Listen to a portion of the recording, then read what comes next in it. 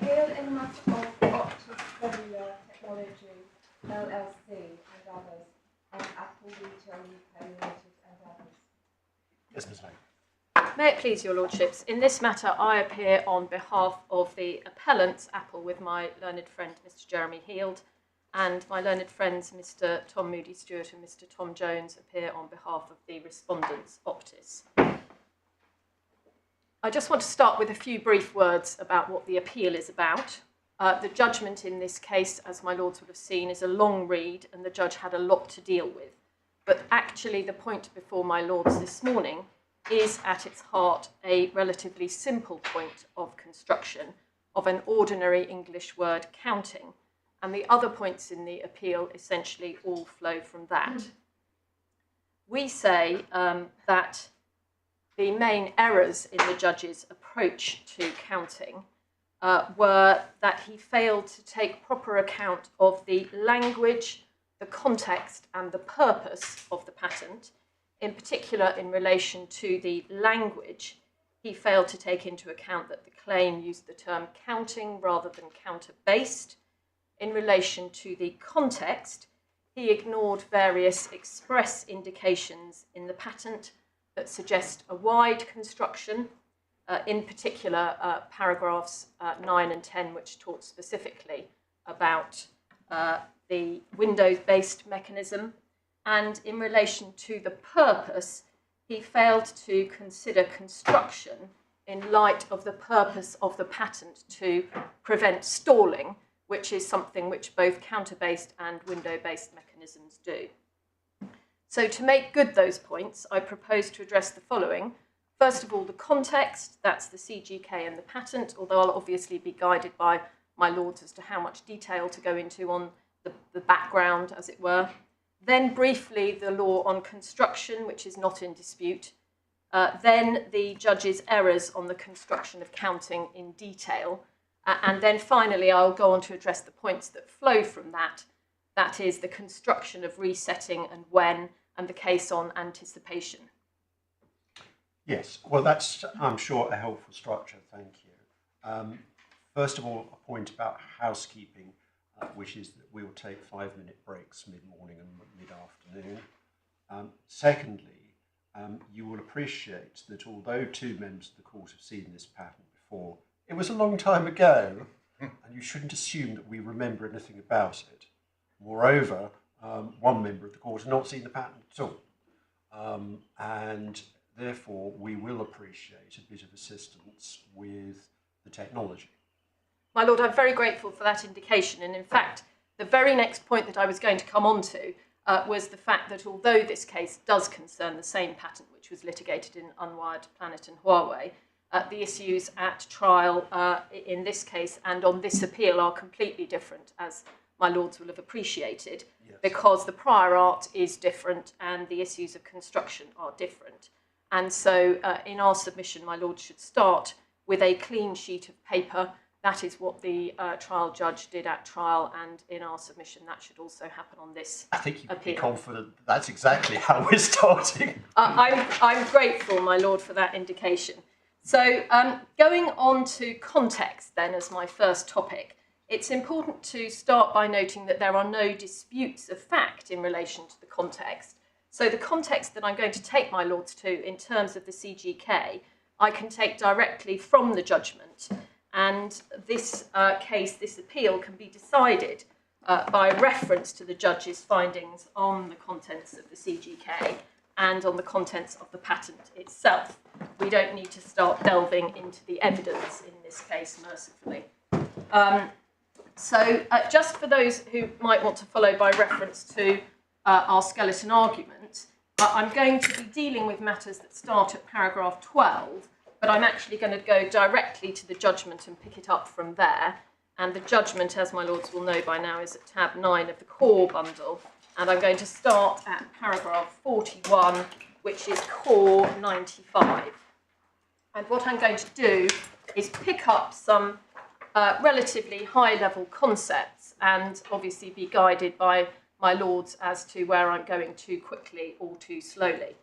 So the first high-level point of context is that this case is about sending information in packets. So I'm looking at paragraphs 41 and 42 here. So it's mobile networks sending data in packets, and that is a packet switch network as distinct from a circuit switch network, which only has a single information stream. Moving on to moving on to paragraph 43, that makes clear that packet switched communications require that the packets are temporarily stored at the transmitter and the receiver, and it explains why that is so. The packets have to be stored at the receiver because they need to be received in their entirety before they can be processed, and they have to be temporarily stored at the transmitter because it may be that the packet is lost in transmission and therefore needs to be retransmitted. Now at paragraph 44, and I'm really looking at the second half of this paragraph, my lords will be aware that there are various generations of mobile phone networks, and the generations with which this case were concerned were UMTS and LTE. So the second half of that paragraph explains that UMTS was the generation currently in use at the priority date, which used packet switch services for web browsing but circuit switch services for voice calls. Work on 4G had already commenced at the priority date. That standard was known as long-term evolution, and LTE was to be the first fully packet switched network. So the skilled person also knew about the developments in relation to LTE as part of their common general knowledge. Now, paragraph 45 really explains in the second half the particular thing with which we're concerned in this patent, and that is the fact that you need to have error detection and correction mechanisms where you have an air interface, and that is because you can get transmission errors, and so you have to find out where they are and then correct them. Now, there's then some explanation about layers, which in my submission it's not necessary to understand for the purpose of this case. And we come on at 47 to protocol data units. In fact, there's also a mention in that paragraph of service data units, but my lords don't need to be concerned with service data units. This case is about PDUs, or protocol data units. So basically the packets are known as PDUs. And again, there's more information in paragraph 47 and 48, which is more detail about that. 48 is really just telling you that the particular layer with which we're concerned is RLC, radio link control. But again, that's not really important, but it explains why when we come on to paragraph 49, there's a reference to RLC PDUs, but again, my lords can just worry about the fact that they're PDUs. But the critical points to get from paragraph 49 and 50 is that in UMTS prior to release 7, the RLC PDUs were a fixed size. And then there's some talk about SDUs, again, not necessary to worry about that. And in paragraph 50, again, critical point, release 7 of UMTS introduced flexible PDU sizes. These were used in the downlink. And so fixed and flexible size PDUs are going to become important later on. And then it's worth reading, again, because I know my lords have already read this, paragraphs 51 and 52 in full, if my lords wouldn't mind doing that, and then I'll draw some points out of those paragraphs.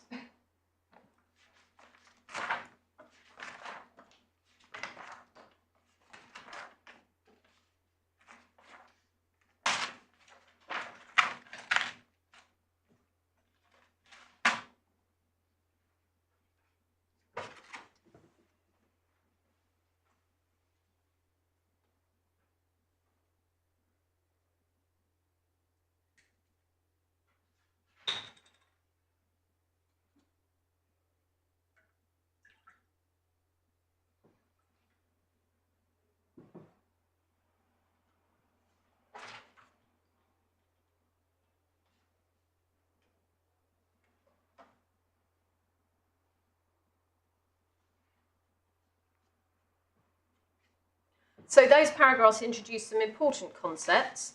The fact that when you send a PDU from the transmitting entity to the receiving entity, you need to have, in response to that, either an ACK, which acknowledges that the PDU has been received, or a NACK, which tells you that it's missing. And then it also explains that there could be something called a stop and wait protocol. And in that case, you wait after you've sent your PDU to see whether or not that PDU has been acknowledged before you send the next one. And the problem with that is it's very inefficient. So a more sophisticated system, and this is the type of system that we're talking about in this case, uses a sliding window, which is explained in paragraph 52. And that allows effectively what one might think of as batch processing. You're going to send a load of PDUs at the same time without having to wait for the acknowledgement. And that means that you can send more without waiting.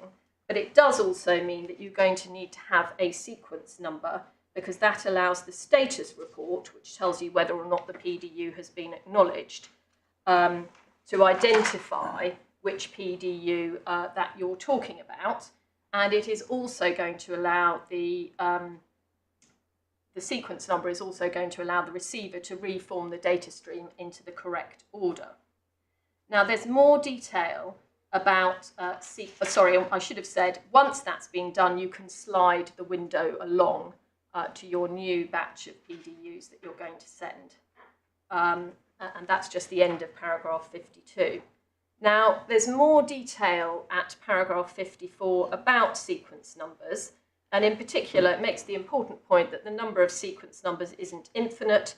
It depends on the number of bits that you've got to use for your sequence number. And this paragraph gives some possible values that you might use for sequence numbers depending on how many bits you've got. So it explains if you've got 9 bits, you can have sequence numbers up to 512. But in fact, in reality, the window of available sequence numbers is going to be half of that. So reasons that we don't need to get into mean that you're only going to use half, or only half of the possible sequence numbers are available for use. And when you get to the final sequence number, you then go back to 0. And at paragraph 55, you'll see that in UMTS you had 12 bits. And so what happened was you had a wraparound from 4095 back to 0. And in practice, the maximum size of the sliding window was 2048.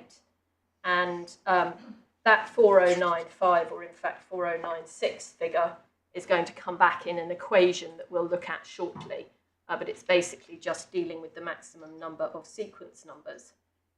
Now, another really key concept is introduced in 54, which is to do with the fact, and this is in the middle of the paragraph, that if all the available sequence numbers are used up, then you're going to get something called stalling. I mentioned stalling in my introduction. And that is stalling due to the fact you don't have any new sequence numbers. And so the judge explains here that in that sense, the sequence number is a finite resource. And in order to free up available sequence number resources, status reports from the receiver are needed. And then you see further explanation of resources in paragraph 56. So that explains, as we've already touched on, that once a PDU has been sent to the transmitter, the transmitter has to keep it in case it needs to be retransmitted, and that data is stored in the retransmission buffer. And the ability to retransmit a given PDU has to be preserved until that PDU has been acknowledged. So a status report, i.e. the reception of an acknowledgement, will free up 2 resources. It gives you more sequence numbers effectively and more memory. And 57 explains that instead of stalling, waiting for a status report and then restarting, it would be better to try and arrange things so that status reports come into the transmitter before the system stalls. So you want to get your status reports coming at a sensible rate in order to prevent stalling by running out of sequence numbers or running out of buffer memory. Now, how do you get a status report? That is dealt with in paragraph 59. Basically, you send a poll, and so you poll the receiver to request a status report so that you can move the window forward. And different polls are characterised by what triggers them. And as my lords will have appreciated, this case is all about two different types of polls, counter-based polls and window-based polls. And at paragraph 61, the judge explains that there were various different triggers for the polls in UMTS, and the ones that we need to concentrate on are the ones at 61 Roman 2, which is every poll PDU, and that is the counter-based mechanism. And the judge explains that it counts the number of PDUs sent, and when that number reaches the value in the field, poll PDU, a poll is triggered.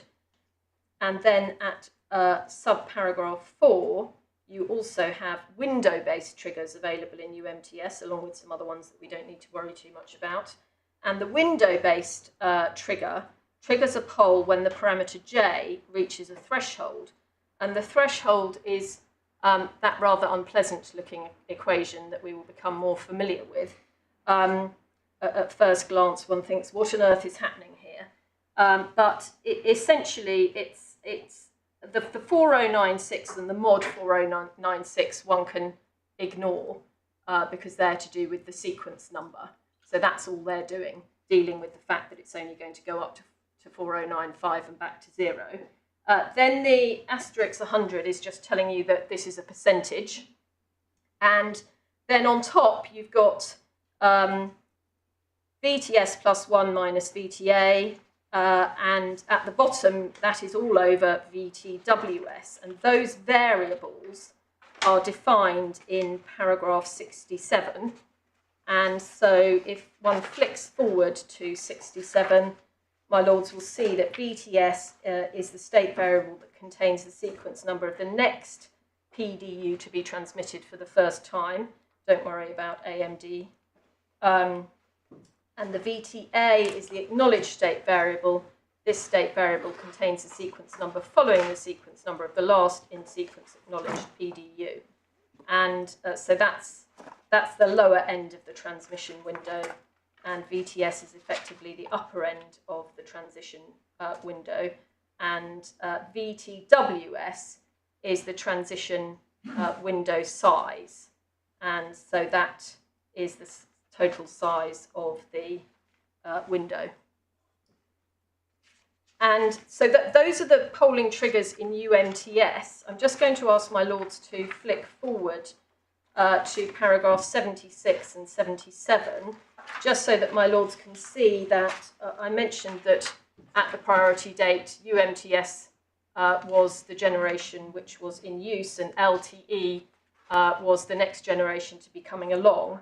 And in the LTE specification, which was available at that date, there were two defined polling triggers referred to in paragraph 76, transmission of last data in the buffer and expiry of poll retransmit timer.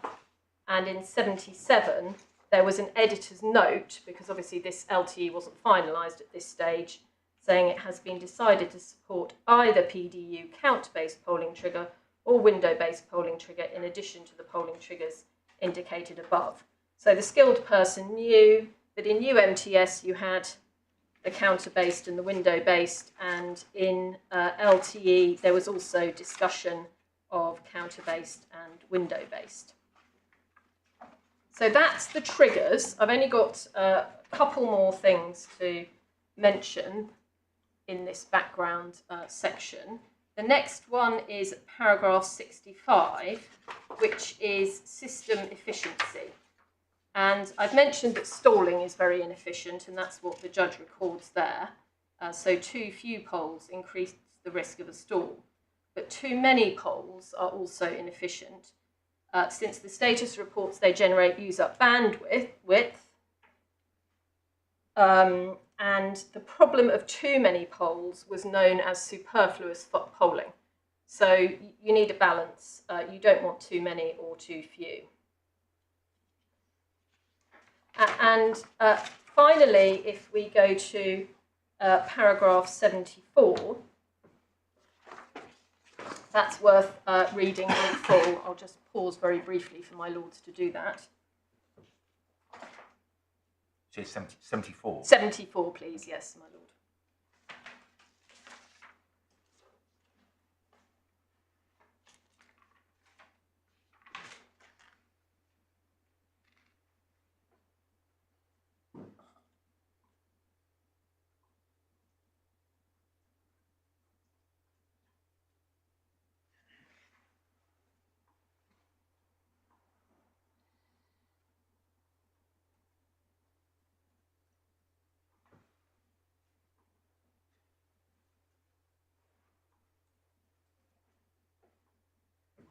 So basically, the introduction of variable-sized PDUs in Release 7 of UMTS, and going to be in LTE as well, is that it creates a problem because previously the storage space needed in the retransmission buffer for unacknowledged PDUs was directly related to the number of PDUs because they were all the same size.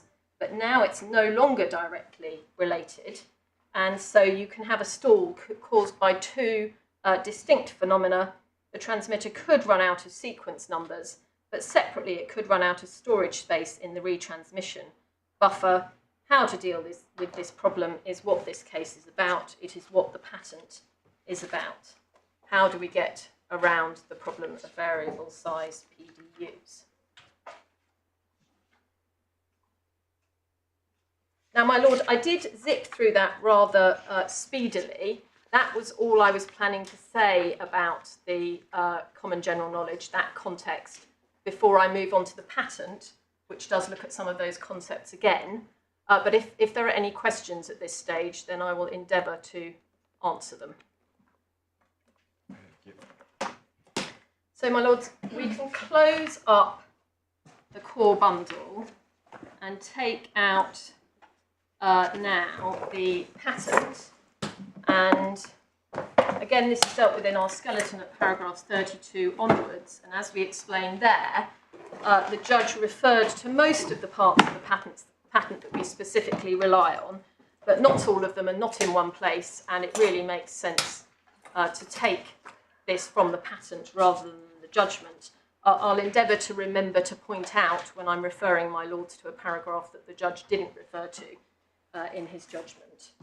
And of course we have the patent in tab 1 of the supplementary bundle, and again I'm aware obviously that my lords have read this, no doubt, but this is the absolute meat of this appeal, and I'm going to go through it now, the whole thing as it were, or the paragraphs that we say are important, but I am going to come back to those paragraphs again in the context of my submission. So obviously my lord should feel free to ask any questions in the usual way, but I will come back to some of these paragraphs in more detail. So what happens in the patent? We have the background section, and paragraphs 5 5 is just referring to the fact that this is LTE, and it refers to the specific LTE specification release 8, which is the one that the judge mentions in paragraph 76 that we've looked at briefly, and it talks about setting pole bits, and it mentions at the end of paragraph 5 that currently agreed criteria for setting the pole bit, i.e. requesting the status report, are transmission of last protocol data unit in buffer and expiry of pole retransmission timer. I did whiz through this paragraph quite quickly, but those were the points mentioned in paragraph 76 in the judgment as being in the LTE specification. And then it talks about the fact at paragraph 8 that such criteria for setting pole bits may work well for bursty traffic, where the poll is sent for the last PDU in each burst. For continuous transmission, however, additional triggers may have to be considered, and a properly designed polling procedure can be used to limit the number of outstanding, i.e. transmitted but not acknowledged PDUs or bytes, and avoid stalling situations. So first mention of stalling. Two mechanisms, counter-based and window-based, have been identified to avoid protocol stalling. Protocol stalling is an expression signifying that no more new data can be transmitted. Further, the polling mechanism may operate either on transmitted RLC PDUs or on transmitted bytes. So there it is being set out clearly the fact that you've got two mechanisms, counter-based and window-based, that you can use to avoid stalling. They're the ones in UMTS that are mentioned as possible polling triggers, along with others. They're the ones mentioned in that editor's note in LTE. Now, paragraphs 9 and 10, and I'm sure we will refer to these quite a few times over the course of today, explain the similarities and differences between counter-based mechanisms and window-based mechanisms. So paragraph 9, a counter-based mechanism counts the amount of transmitted PDUs or bytes and sets the poll bit when a configured number of PDUs or bytes have been transmitted. A window-based mechanism is similar, you'll appreciate, we like that bit, but transmits the poll only when the amount of outstanding data exceeds a certain number of PDUs or bytes. So I'm going to come back to this, but obviously we rely on the point that it says that it's similar, and then the second sentence, a window-based mechanism may need additional logic to transmit the poll regularly as long as the amount of outstanding data exceeds the threshold. Now, moving on, paragraph 12, you have the fact that what is said here is that none of the existing mechanisms. Oh, sorry, before I come to that, I should have mentioned at the end of paragraph 8 that explains, when it introduces counter-based and window-based for the first time, that the polling mechanisms may operate on either on transmitted PDUs or on transmitted bytes. And obviously you've got reference to PDUs and bytes in relation to both window-based and counter-based mechanisms. So it's clear that both of them can operate on PDUs and bytes. So that's effectively, they can operate on the sequence numbers and on the size. And the reason that I wanted to go back to that is because at paragraph 12, you've got the introduction to stalling, and that says that none of the existing mechanisms does take into account that stalling sometimes may occur due to sequence number limitations and sometimes due to memory limitations. In particular, the buffer memory of a user equipment, such as e.g. a mobile phone, may be limited. So it highlights the two known causes of stalling, which will be part of the CGK. Now, we've then got, under the heading Summary, the consistory clauses at paragraphs 15 and 16, which, quite frankly, don't shed much light. They're just reflecting the wording of the claims. And so we can then move on to paragraphs 17 to 19, which are the paragraphs which address and explain the advantages of the invention. And I said I would mention, when I came to paragraphs that the judge didn't refer to, that there is a reference to paragraph 17 in the judgment, but there aren't references to paragraphs 18 or 19 in the judgment. And I would just ask my lords to remind yourselves of the contents of those paragraphs 17 to 19, please.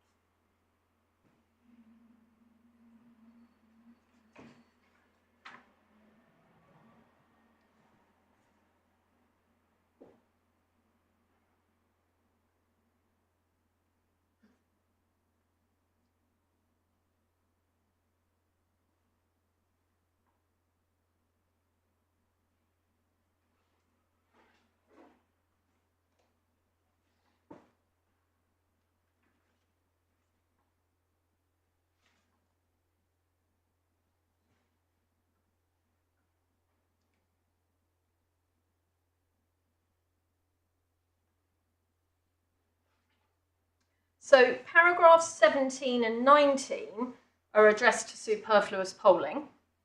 And just a couple of points to draw out of those. In relation to paragraph 17, superfluous polling, it says that that's avoided by the help of one single mechanism. And that, in our submission, is a reference to the single mechanism of Claim 9. I'll come back to that point later. But it's the single mechanism which avoids superfluous polling. And paragraph 19 makes clear that an advantage is that the generation of superfluous polls is eliminated or at least reduced. So we say that means it doesn't have to be got rid of altogether. And paragraph 18, as I mentioned previously, this is the paragraph the judge didn't refer to. A further advantage of the present invention is that it operates on both bytes and data units and thus avoids stalling due to both sequence number limitations and memory limitations. And we say the avoidance of stalling as an advantage of the invention is important when we come on to consider construction in light of the purpose of the patent. Now, in the detailed description, we then get onto various paragraphs, a number of which the judge referred to as deliberately inclusive phrasing. And the first one of those is paragraph 22.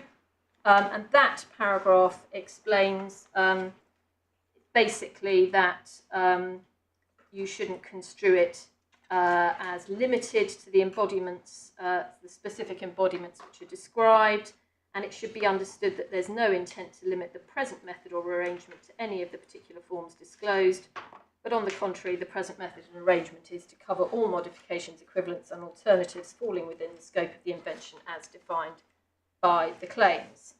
And so that is obviously a specific statement that the patentee is making that should be relied upon, we say, when it comes to construction.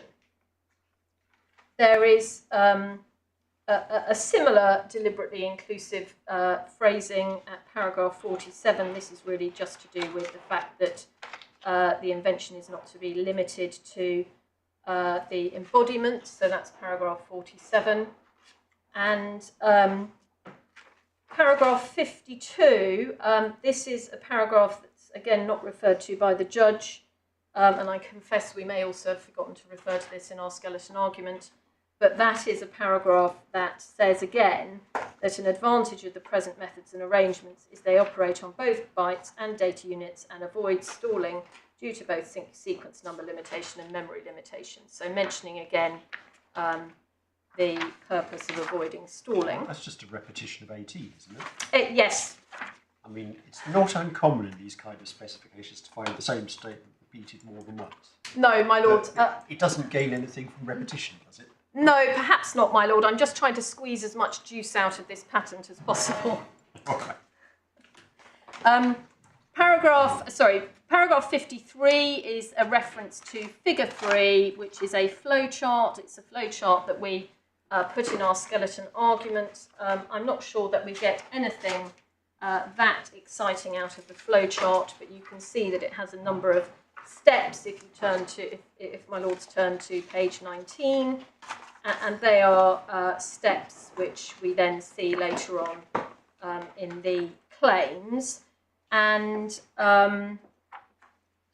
then at paragraph 58, there's again this deliberately inclusive wording, and in relation to this particular figure, and this was something that the judge referred to in his judgment, described method steps are optional, and the method steps may be performed in any arbitrary chronological order, and some of them, or even all steps, may be performed simultaneously or in an altered, arbitrarily rearranged, decomposed, or even completely reversed chronological order.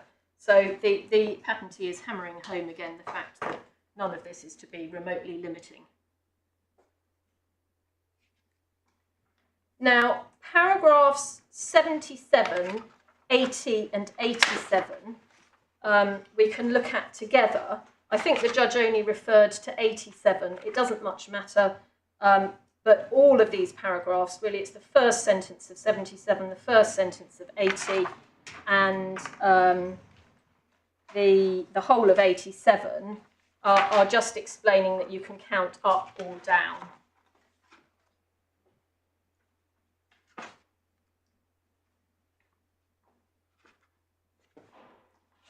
I don't think there's any dispute about that. The other side says it doesn't matter, but it's there. Now then, I just want to point out a couple of points on the wording of 86, 87, 90 and 91, which are part of the description of figure 3. So you can see the references to the different steps. So step 311 has paragraphs 86 and 87, and step 312 is the heading for paragraphs 90 and 91. And those steps are reset the first counter and reset the second counter.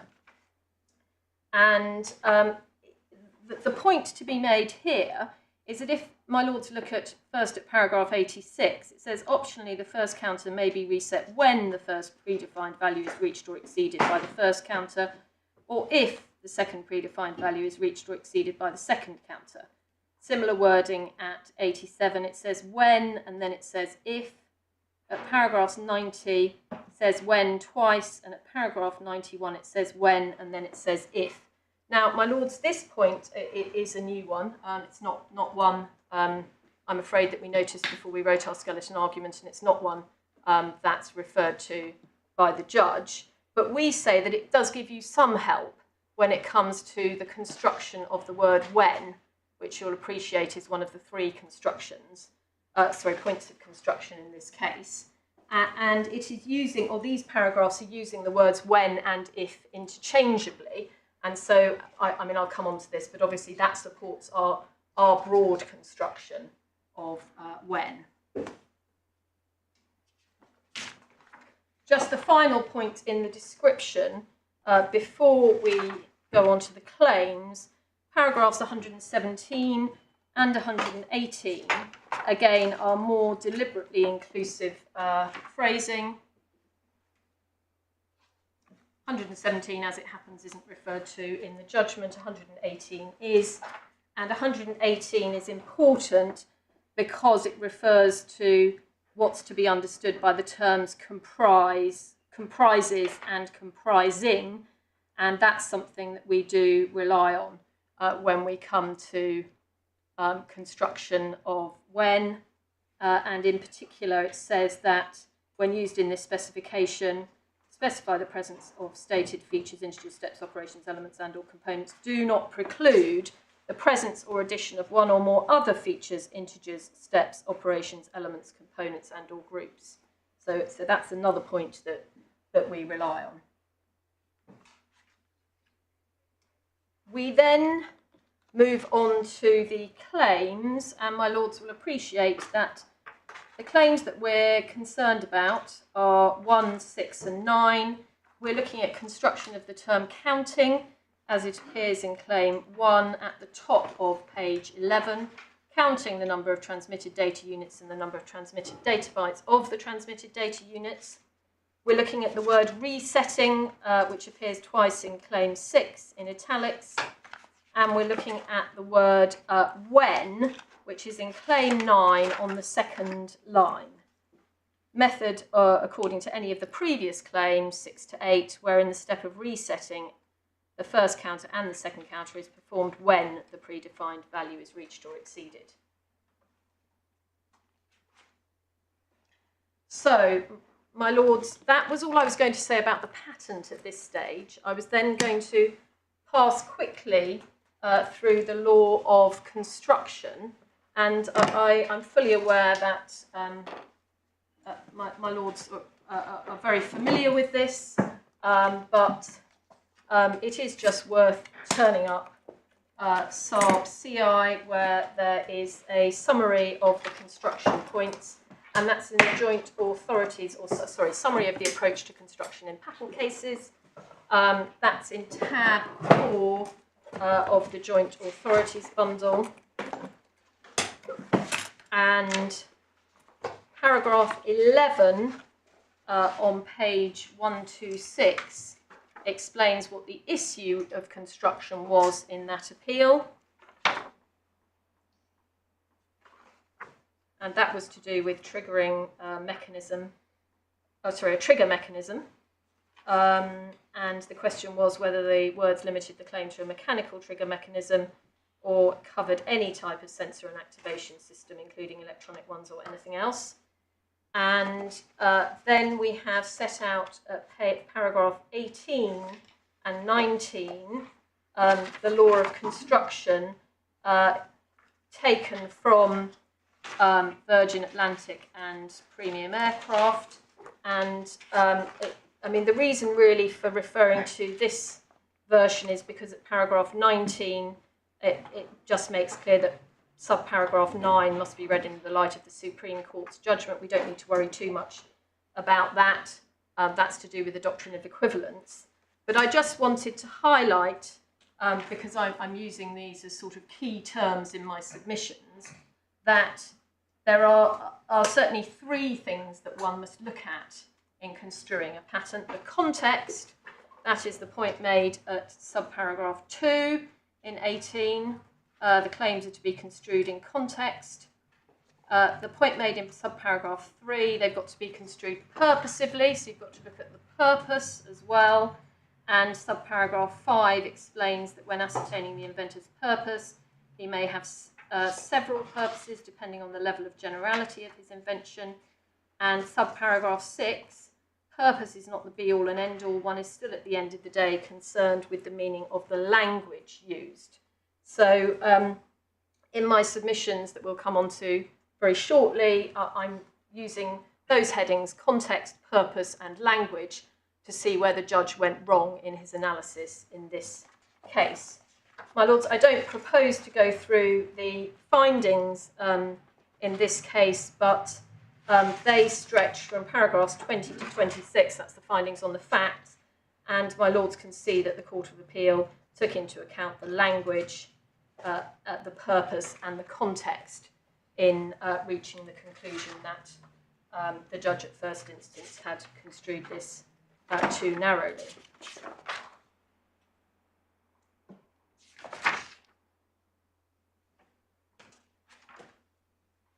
So now, my Lords, with that introduction, we get to the critical meat of the matter and why we say the judge was in error. And I'm going to start, this is dealt with in our skeleton at paragraphs 47 to 71, but I'm going to start with the judgment, and in particular the judgment at paragraph 109. So we're back in the core bundle, tab 9, and the judge addresses the correct construction of counting from paragraph 109 to paragraph 122. And so I want to start with the language of the claim, and that too is where the judge starts by saying that it is an ordinary English word, and of course that is right, but we say that the judge failed to point out two important things about the language of the claim in this case. The first is that the word in the claim is counting and not counter-based, because of course my Lords will appreciate that counter-based is a term of art. It's a term of art that the patentee could have used had the patentee intended to limit its claim to counter-based mechanisms, but the patentee chose to use the term counting, the ordinary English word counting, and we say the judge has failed to take that into account. And we say that that's particularly apparent if my Lords look at paragraph 120 of the judgment. That's actually dealing with the statement at paragraph 10 of the patent, which I'm going to come back to. But it's interesting and, in my view, sheds light on where the judge was coming from to look at the analogy that he makes at the end of the paragraph, where he says, I do not find the overall language pattern at all difficult. A tram is similar to but different from a bus. I claim a bus. Now, of course, we say that that analogy is wrong, because what the true position is that the description says that a window-based mechanism is similar to but different from a counter-based mechanism, I claim counting. And so the true analogy, it's not I claim counter-based. So the true analogy here is not a tram is similar to but different from a bus, I claim a bus, but a tram is similar to but different from a bus, I claim a wheeled passenger vehicle. So the judge wasn't taking into account in our submission the fact that the claim does not use the term counter-based. So that's what those two paragraphs 9 and 10 talk about. But the claim does not use the word counter-based. It uses the ordinary English word counting. And the second point in relation to language is that because of the way in which a percentage is calculated, the claim covers a window-based a window-based mechanism on its natural reading. And I hesitate to return to primary school maths in front of such a distinguished court. But obviously, to find a percentage, for example, of the score in an exam, you must first count up the number of questions answered correctly, divide by the total number of questions and multiply by 100. And so it is implicit in finding, or it is a necessary part of finding a percentage, that you must do counting. And we say that the judge effectively accepted that, but didn't take it into account properly. So if my lords look at paragraph 115 of the judgment, he says, if the skilled addressee turned their mind to it, which I doubt they ever would, they would know that the mathematics inherent in a window-based mechanism to reflect buffer occupancy would require a change every time a PDU was sent, and that change would reflect one extra PDU being sent and the number of bytes in it. But they would not regard that as making it the same as a counter-based mechanism. So we say there the judge effectively is accepting that the maths in a percentage requires counting. But where this paragraph is flawed in our submission is that he effectively dismisses its relevance on the basis that the skilled addressee wouldn't turn their mind to it. And in my submission, that is an error, because the skilled person would immediately understand and have at the forefront of their mind, due to their mathematical skills, that there must be counting inherent in arriving at a percentage. And equally at paragraph 116, where the judge refers to the fact that counter-based mechanisms operate in units of PDUs and bytes, whereas window-based mechanisms operate in terms of percentages. Again, that misses the point that to get your percentage in the first place, you have to do a count.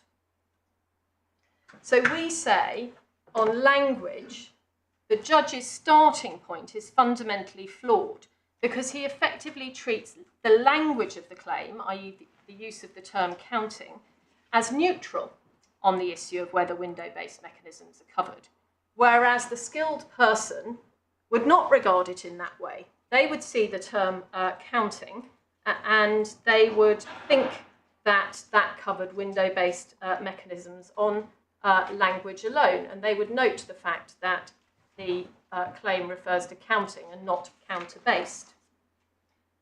What help, then, does the skilled person get from the context of the patent? So if they're scratching their heads saying, "Ooh, I wonder what is covered by this term counting," what does the context tell the skilled person?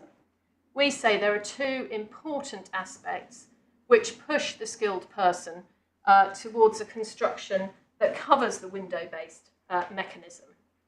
And that is, first of all, paragraphs 8 to 10, and secondly, the deliberately inclusive phrasing.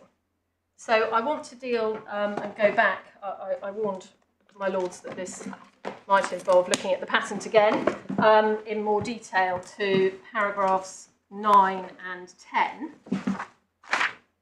Well, in fact, we can start at paragraph 8, so we're back in the supplemental bundle at tab 1.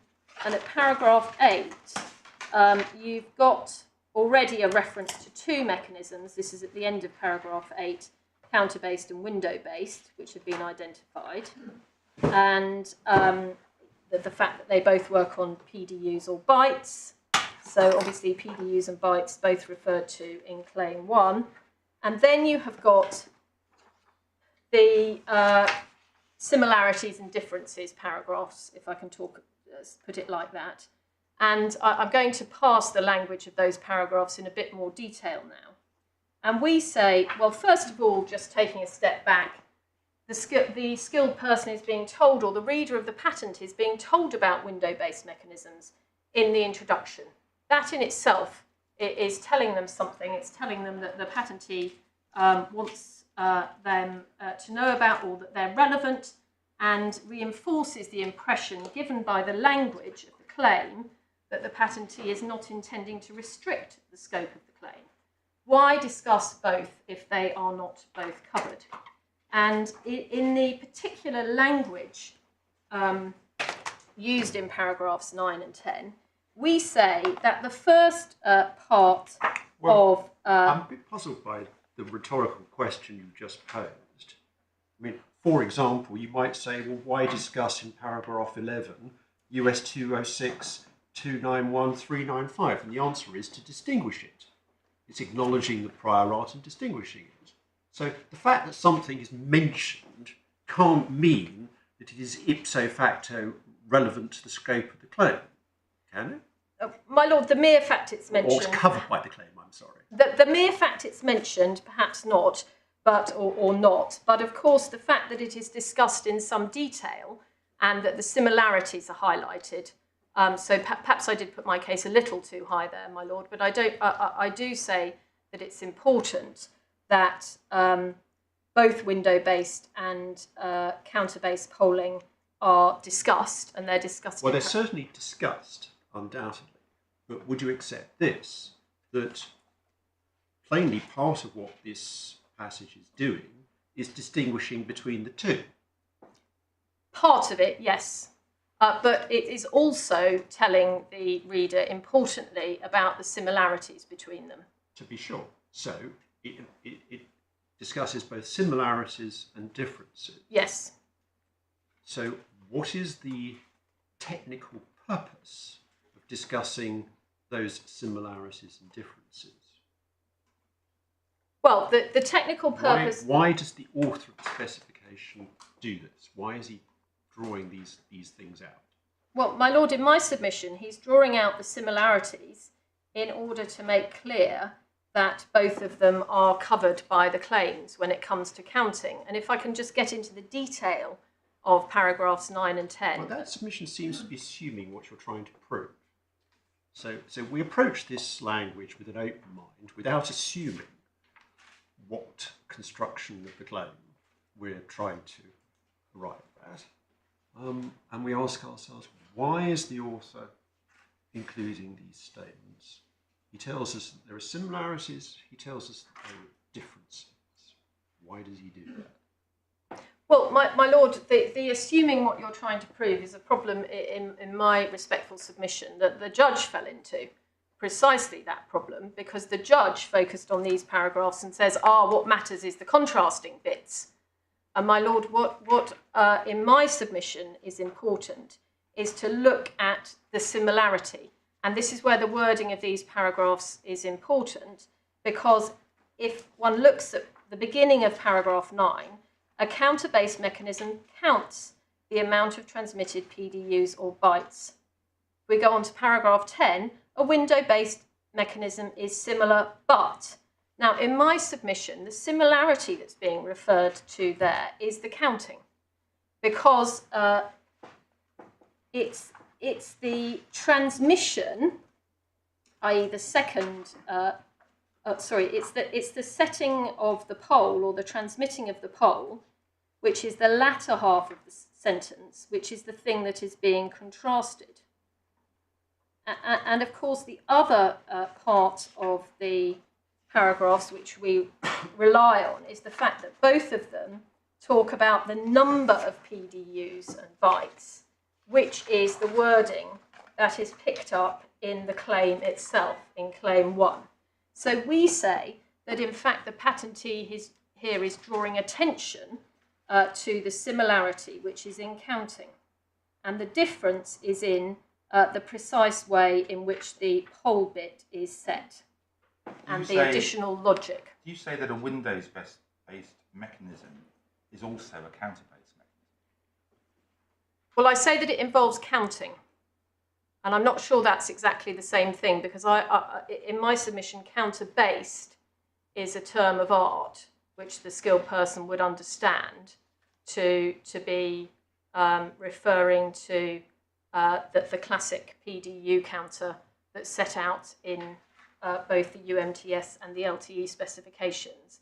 But counting is something that both of those mechanisms has to do. And what strikes me, coming to this entirely new, is that the definition in the claim of counting follows pretty closely the definition in paragraph 9 of a counter-based mechanism.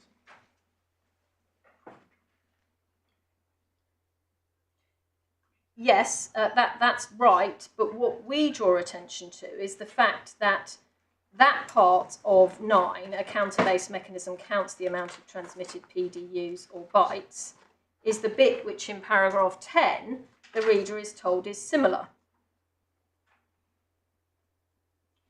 Because where the distinction is drawn is in relation to setting the poll bit. And that is setting the poll bit when the configured number of PDUs or bytes have been transmitted, whereas in paragraph 10 it transmits the poll only when the amount of outstanding data exceeds a certain number of PDUs or bytes. So certainly the similarity which appears to be being pointed out here is the similarity in counting. And of course, this is reinforcing the skilled person's view that counting in the language of Claim 1 is just an ordinary English word, and the patentee isn't using the term counter-based. And as with all of these construction-type arguments, it's not one single element of the argument that pushes one into a certain construction. It's everything cumulatively. And so we say this part of the context is supportive. I've already talked about the language, and in a minute we'll come onto the purpose. If the skilled person had, if the person who wrote this, from the point of view of the reader, trying to work out what the person who wrote this was trying to say when they said what they said, was thinking in that way. If what was important was that both counter-based and window-based mechanisms performed the same thing, the verb to count, they both counted. If that's what mattered, it's a bit odd that the para 10 doesn't say that window-based mechanisms also count. Well, in my submission, my lord, it does, by saying that it's similar. I mean, what other similarity can it be referring to if it's not referring to the counting? Well, the similarity is that they evaluate numbers of PDUs and bytes. They both do that, and that's what they do. Well, except that the wording used in 9 is that it counts, and the paragraph 10 says it's similar. And of course, as we'll come on to, you have got the reference to counter-based and window-based in paragraph 8 being to avoid stalling. And that, of course, is the purpose of the patented invention, to avoid stalling. So you've got that element as well. But I mean, concentrating on these paragraphs alone at the moment, in my submission, you've got the fact that the window-based mechanism is being talked about in terms of saying it's similar. And the similarity seems to refer back to the counting. That's the sensible reading of this. And obviously, there's also, in both of those paragraphs, references to the number of PDUs or bytes which have been, well, the number of PDUs or bytes which you also get in the wording of the claim. Just another factor in this. One question one might ask is, what was the patentee trying to use the word counting to avoid distinguish from?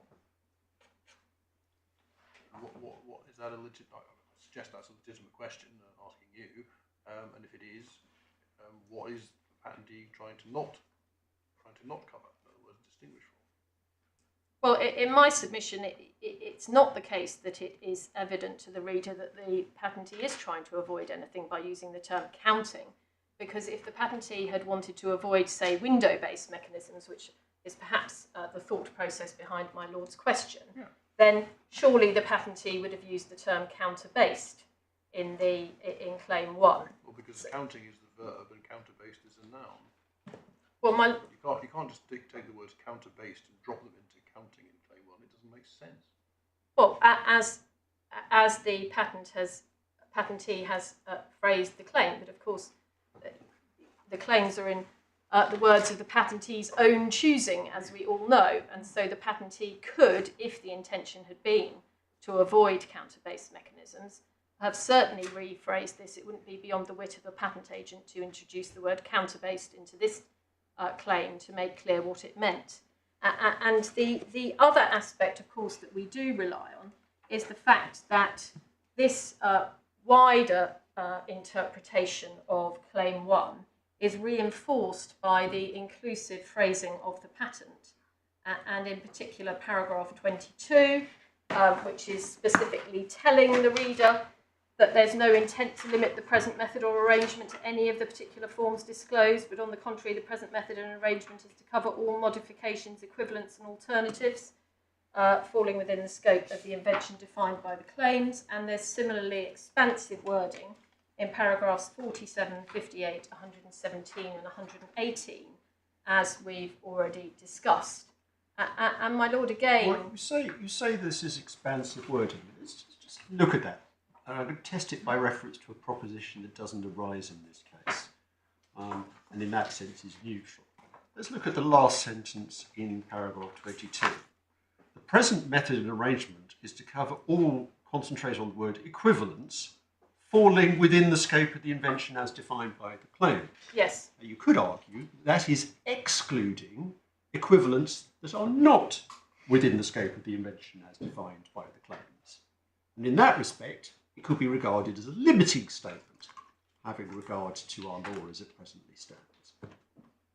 Well, except that the sentence starts by, there is no intent to limit. I mean, in my submission, that the overall tenor of that paragraph is to say, I want this patent to be read expansively and construed Surely what it's saying is we're not confining ourselves to the embodiments. And that, of course, is standard law anyway. So what does it add? Well, my Lord, it is the case that there is another paragraph that specifically says that we're not confining ourselves to the embodiments. But in my submission, as I say, you've got to get what little juice there is in this patent out of it to try and help you work out what the claims mean. And obviously, you've got the language, you've got paragraphs 8 to 10, but you've also got these various places where there is deliberately inclusive phrasing, which sure as eggs is eggs, if I can put it like that. If someone in the marketplace was using a window-based mechanism, the patentee would be saying, well, that infringes. Just look at paragraph 22. Well, We've told you. Ms. Lane, paragraph 22 is under the heading detailed description. It Yes. starts with the words, the invention is defined as a method and an arrangement which may be put into practice in the embodiments described below. Now, please correct me if I'm wrong, but I don't remember being shown that any of the embodiments described below are a window-based method. That's absolutely right, my Lord. So They're this all paragraph, counter-based. read on its face, doesn't support the idea that something which was described above, not below, should be read into the claim. My Lord, I wasn't particularly relating it back to paragraphs 9 and 10. I was simply saying that if you're the reader of this patent trying to work out what falls within the scope of the claim, then in addition to paragraphs 8 to 10, one of the things that you would think was important and relevant, even though it can be dismissed by the other side as boilerplate language, was, well, what did the patentee want me to think about when I was reading this? They did not want to be confined just to the embodiments, which are only counter-based mechanisms. Well, they're certainly making it very, very clear that they don't want to be confined to the embodiments, and that's not in dispute. The question is, how far does that go? True it is that they don't want to be confined to any particular counter-based embodiment, but how do you get out of that they want to extend beyond something that isn't counter-based at all, on the contrary is Windows-based? Well, I mean, the reference to equivalents and alternatives in my submission suggests that when the patentee talks about counting in the claim, then they're going to be wanting to refer to another mechanism or cover another mechanism which also does counting, as the Windows-based mechanism does. And as I say, each one of these arguments individually and on its own is not decisive, but it's all of them put together in my submission, which tell the reader that the patentee intended a wide reading of this claim. Could I ask something that's troubling me at the moment? As I understand it, the difference between counter-based in 9 and window-based in 10 is that counter-based is expressly referring to counting the PDUs or bytes that have been transmitted. And window-based is concerned with the amount of outstanding data, which are completely different things as I understand it, albeit they may or may not, they both involve counting to some extent. But when one looks at the claim, leaving aside counting, surely the requesting wording is directed only to counter-based. Well, my lord, in my submission, that isn't the case, because the claim needs to be read as a whole, and what matters is the construction of counting in that part of the claim, and then one reads counted in that context. And it is also true to say that the judge, in his judgment, said that this point and the construction of this claim turned on the meaning of counting. Yes, but when we're understanding counting, you have to look at the whole of that. You can't look at it in isolation. As I understand it, the method comprises the 3 steps, and the 3 steps demonstrate that what's being looked at is a counter-based system. Well, my lord, in my submission, it doesn't really assist to look at the second part of the claim, because, as I say, and this in my submission was the judge's approach as well, the question is what you mean by counting. And whatever counting means in that part of the claim, then it carries through to the second part of the claim as well. But of course, my lord will appreciate that we say that the request is made if the counted number of transmitted data units exceeds or equals a first predefined value. Because what that's telling you is that there needs to be a trigger based on a particular predefined value. And that's what you have with a window-based mechanism as well. But I thought we just agreed that the difference was that the counter-based counts number of transmitted data units, whereas the window-based is looking at outstanding data. But it depends at what level you look at the mechanisms. So there is no doubt in my submission, and we'll come to this when we look at anticipation, that the window-based mechanism does do counting. And it wouldn't work if it didn't do counting, because you couldn't get your percentage. And so it requests the status report based on that counting, because the counting is the thing that changes the number and then changes the percentage, which results in the requesting of the status report. My understanding is the issue we're concerned with here is whether or not the claim 1, as a whole, is claiming not only a counter-based mechanism, but also a Windows-based mechanism. So it has to look at 9 and 10, and at claim 1, look at them all together to see whether or not the claim is claiming a Windows-based mechanism.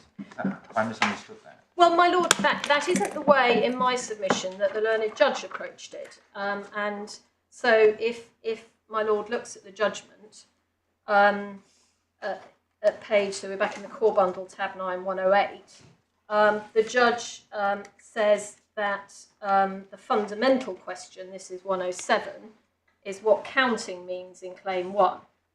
And then he goes on to look at counting, and he doesn't look at those other parts of the claim that my lord has just been pointing to. And that is the way that on this appeal, the parties have also addressed the point. So, my lord, in my submission, there's no response.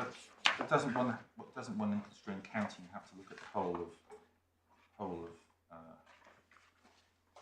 claim 1? You can't just pick off one word, can you? Well, it's obviously not one word, and I wouldn't demur from the fact that one is certainly looking at counting as part of the claim, and in particular as part of that phrase. Well, it's looking at the word counting to understand what the claim is. Well, that must be the case, unless I've really misunderstood. No. I mean, I absolutely accept that we're looking at counting in context. So in the context of the claim, in the context of the patent as a whole, the point really that I was making is that the judge himself didn't view the latter part of the claim, requesting a status report from the second node, etc. No, but it's entirely consistent with what he did say, because in 112 he talks about the basic difference being that in Windows-based it's how much data is outstanding, and he emphasises outstanding, and follows that through in 113, and then when he comes on to 116 to the fact that it's counter-based mechanism operating in units, whereas Windows-based mechanisms operate in terms of percentages, and then he says in 117, counting takes its meaning from this rather particular context, means maintaining a count of transmitted PDUs and bytes in such units.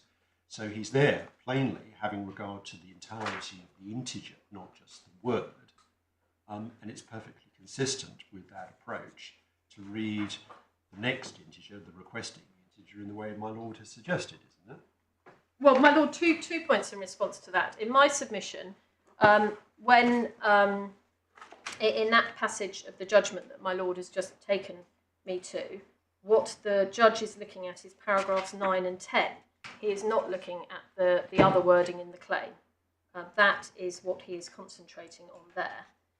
And again, consistent with that, we would say that the important and critical point, as the judge recognised, is what is meant by counting. And if one takes the view that counting the number of transmitted data units and the number of transmitted data bytes is something which it takes place in a Windows-based mechanism, which we say it does for the reasons I've already gone into, you have to do counting, then that also makes clear then that the second part of the claim is talking about the same type of counting. Whatever the type of counting was in the first part, counting the number of transmitted data units, that's what is referred back to in the second part. And so we would say that there is certainly a status report requested from the second node if the counted number of transmitted data units exceeds or equals the first predefined value. And that is what causes the trigger or the poll bit to be set.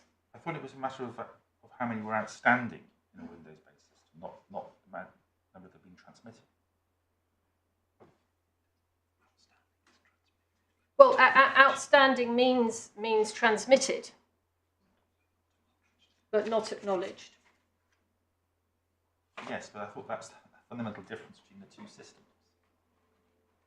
Otherwise, what you're saying, there'd be no difference.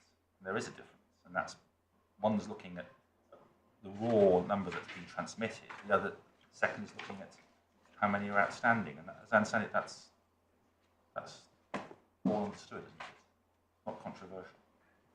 My Lord, certainly the way in which they operate isn't controversial, but the point I asked my Lords to focus on is the fact that both of them are counting the amount of transmitted PDUs or bytes in order to work. And there isn't going to be a status report requested until the counted number of transmitted data units or bytes exceeds a certain value in either system.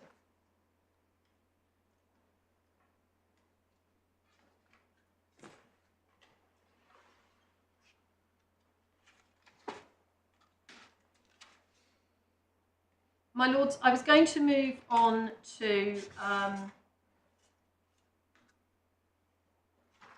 the purpose of the counting.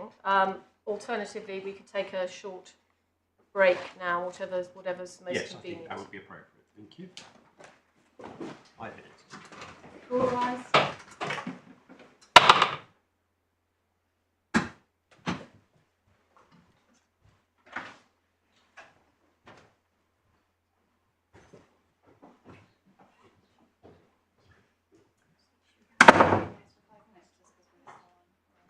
Oh yes.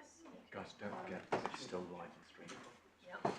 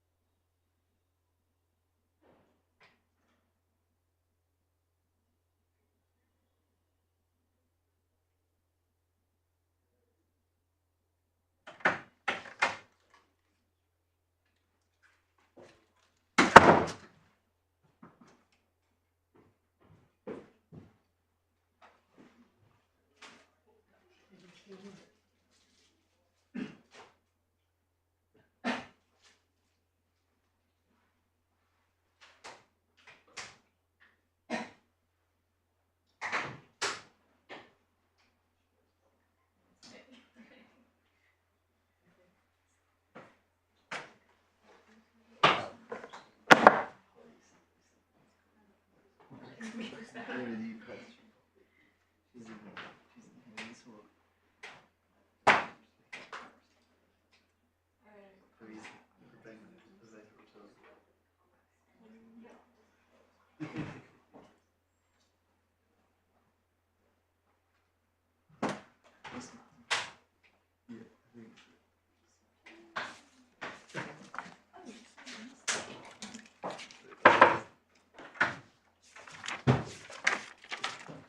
Is everybody here?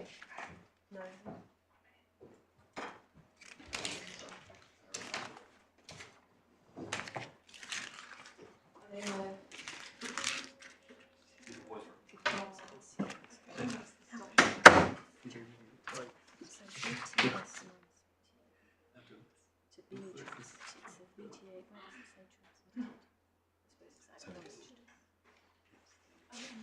Is everybody ready?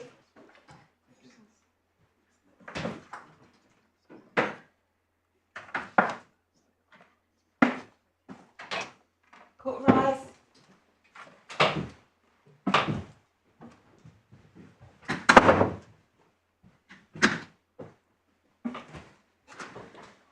Yes. My Lords, just in light of the questions before the very short adjournment, I just want to quickly go back to the window-based mechanism, the equation. I am going to come back to this in the context of Interdigital, but just so I make sure I make this point now in case I forget later. The window-based equation is at paragraph 61(4) of the judgment. That's probably the easiest place to pick it up. And so if my Lords look at that. Give me the page number. Yes, core 99. Thank you. You'll see that that says VTS plus 1 minus VTA. So my Lords will appreciate that it's the VTS minus VTA that we say is the counter. And if one flicks forward to page 100, paragraph 67, that defines the variables. And so VTS is the sequence number of the next PDU to be transmitted for the first time. It should be updated after the aforementioned PDU is transmitted. And VTA is the last in sequence acknowledged PDU. And so we say that that is a counter of transmitted PDUs. And so that is why, as I say, I'm slightly trailing a point that I'm going to go into in more detail when it comes to anticipation.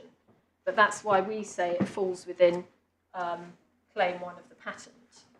And I did say... So just to be clear, Ms. Lane, are you saying it's VTS that's a counter of transmitted PDUs, or VTS minus VTA that's a counter of transmitted PDUs? Well, my Lord, our primary case is VTS minus VTA. And the reason that that is our primary case is because when it comes to claims 6 and 9, that is what I rely on. My Lord, for the purpose of claim 1, it could be said that VTS is a counter as well, but VTS minus VTA is the critical one. But the pole is transmitted where value J is arrived at. Yes, that is correct, but that is entirely dependent on the count, VTS minus VTA. Well,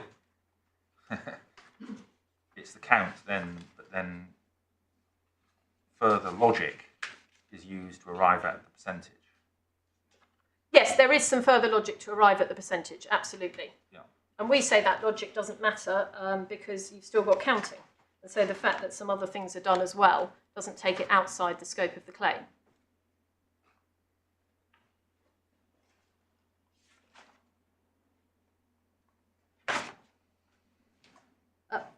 Before I get on to purpose, which is what I said I was going to do next, I just want to address a couple of points in the judgment where we say the judge took into account matters by way of context, which are not correct. So in particular, at paragraph 118 of the judgment, which is at core 109, the judge said that his conclusion is fortified by the fact that nowhere in the specification is there any reference to the use of status reports, such as would be necessary for a window-based mechanism. And we say that that is wrong. Status reports are necessary for both mechanisms because the point of the trigger or pole in both window-based and counter-based is to get a status report. And of course, status reports are referred to in Claim 1 and they're discussed in paragraphs 4 and 5. And moreover, if my lords look back up to paragraph 113 of the judgment, which is on the same page 109, the judge has explicitly found that the wording in paragraph 10 would clearly convey to the skilled addressee, though does not spell out, the role of status reports. And so we say that it was wrong to say that nowhere in the specification is there reference to any use of status reports, and that the judge should not have relied upon that in reaching his conclusion on construction. Sorry, Mr. Can I just make sure I understood the point you're making?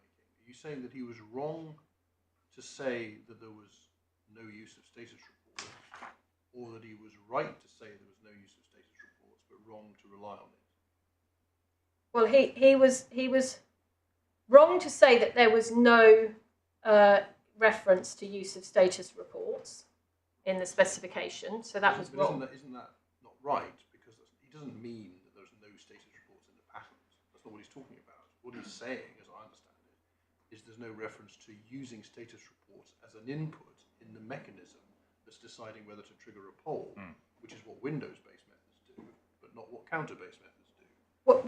That's what I think he's saying, and I think he's right about that. He may be wrong to take into account, which is why I wanted to distinguish between the two things. I don't know, but that's how I understand paragraph 118. But you're saying he's actually wrong because you can find status reports in the patent.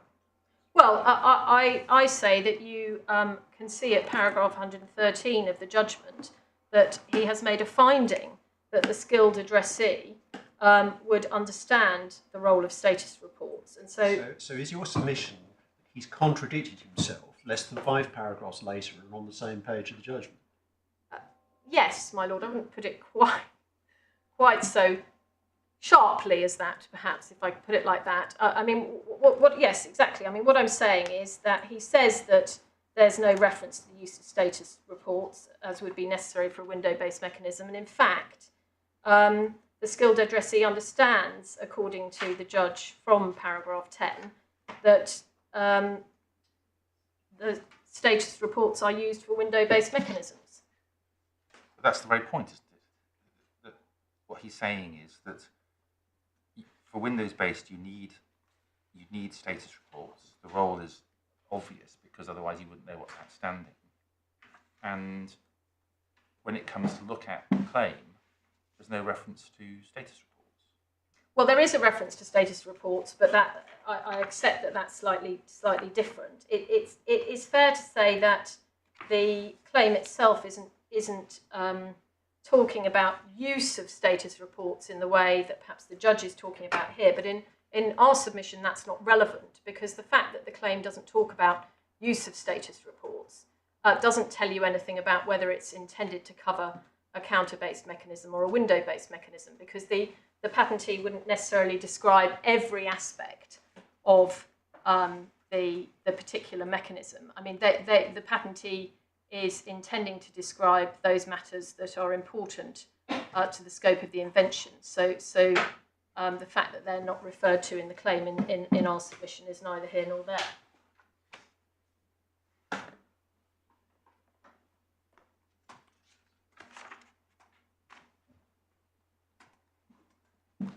My lords, the other point we say that the judge took into account that's not relevant is paragraph 122, where there's a reference to the fact that there was a disagreement between the parties as to whether counting must take place monotonically, i.e. with the counter changing in only one direction. The judge said that he agreed with Optis that it must be monotonic, so it can only change in one direction. And we say that it's just not really clear what role that is playing in the judge's construction. But there is nothing in the patent to suggest that counting must be monotonic. And monotonic, by the way, means only going up or only going down. And we say that it can't override the other aspects of language and context and purpose, which I will come on to. So that seems to have been a bit of a throwaway comment at paragraph 122. Is that so? Doesn't it emphasise the point that it's counting of bytes or PDUs transmitted, which is why he italicises the word transmitted? Yes, and the same, but the same point applies to its counting of transmitted PDUs with the window-based mechanism as well. That was the point that we were looking at just now in relation to the variables.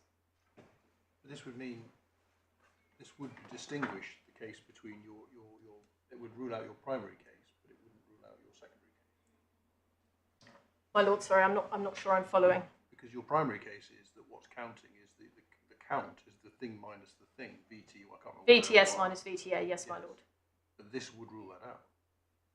Well, my lord, in my submission it Because wouldn't. because the one minus the other goes up and down. Well, my lord, it only goes down when there's a reset. So, my lord, my learned friend is shaking his head, and I'm getting ahead of myself when it comes to.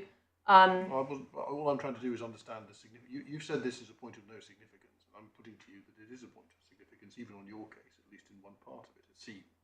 Well, in my submission, when it comes to anticipation, our case rests on the particular way in which the window-based mechanism performs as set out at paragraph 234. And I'm going to come to that shortly, but we say it's good enough if it operates some of the time in a way which is amounts to an anticipation. So we rely on paragraph 234, and in paragraph 234, the only time that the count goes down is when there's a reset, and obviously the count is allowed to go down at the point of a reset.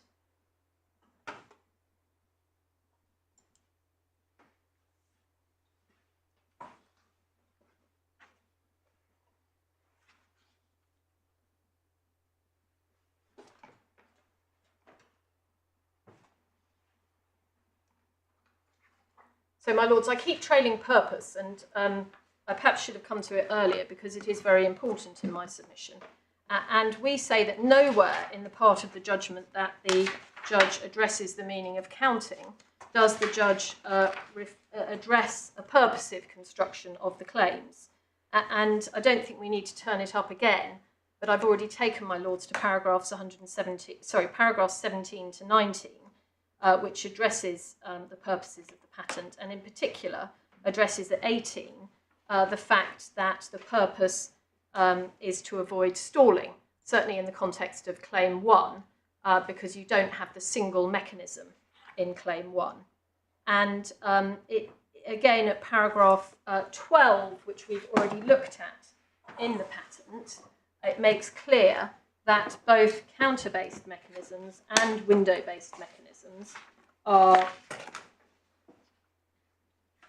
Sorry, that's a wrong reference. Paragraph 8, it makes clear that counter-based and window-based mechanisms have been identified to avoid protocol stalling. So both counter-based and window-based mechanisms avoid stalling. And it says at paragraph 12, however, none of the existing mechanisms takes into account stalling may sometimes occur due to sequence number and sometimes due to memory limitations. And if we look at the judgment at paragraph 111, the judge does recite the fact that that counter-based and window-based are similar in relation to what they seek to achieve, which is prevention of protocol stalling. But he doesn't take that into account then in construing Claim 1. And obviously the point of the invention, or the alleged invention, is that you take into account not just the sequence numbers, but also the number of bytes, which means that you can prevent stalling due to sequence number limitations and memory limitations. And that advantage is obtained just as much with the window-based mechanisms as it is with a counter-based mechanism. So on a purposive construction of the patent, you would expect both methods to be covered.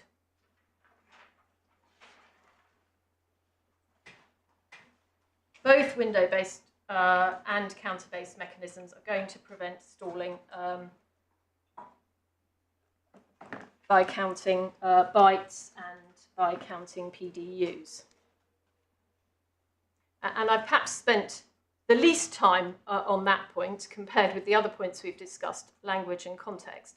But in my submission, it is terribly important. And the authority that I took my lords to a while ago obviously demonstrates that the purpose is very important in patent construction. And so we say that language, context, and purpose all point to a construction of counting, which covers window-based mechanisms, and the judge's approach on each of these, and therefore his overall conclusion, was flawed. Sorry to explain. I'm sure there's a simple answer to this, but if, on the basis of what you've just said about how to construe claim 1 in that way, if it's construed that way, what's the difference between claim 1 and the patent's own description of the known window-based system? So I'm not sure I'm following that question, my lord. I'm sure it's my fault. No, well, where I got to listening to your submission was that I couldn't see a difference between the scope of claim 1 as you construe it and the patent's description of the known window-based system. I couldn't see a difference between the claim and what the patent acknowledges is already known on your construction of claim 1. Well, And that seems like an odd result to get to, which is why I thought I'd ask you about it. yes, sorry. The point is that in the known system, you're taking into account you're taking into account PDUs or bytes, both with the counter-based and the window-based. So that's what it says at paragraph 8. But in the claim, you're taking into account transmitted data units and transmitted data bytes. So the point is, people previously knew that you operated on one or another, and the alleged insight of this patent is that you operate on both. And you can do that with counter-based and window-based, and that means that you don't get stalling.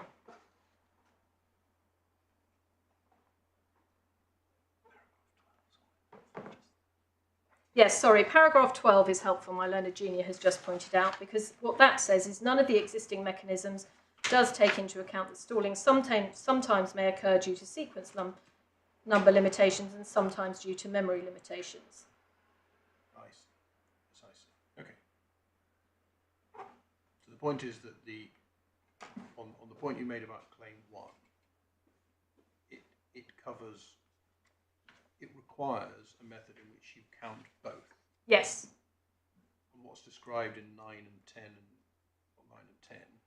are methods which count each. Yes. But never describe a method which counts both. Yes. And that applies as much to counter as to window. Exactly. And okay, so the insight of the patent is let's do both of them. And we say, well, that insight applies just as much to to window-based as it does to counter-based. You get the advantage of less stalling with a window-based as well as counter-based. And as I say, I perhaps should have come to this first because that is pretty critical to construction of this patent. And it's not something in our submission that the judge took into account.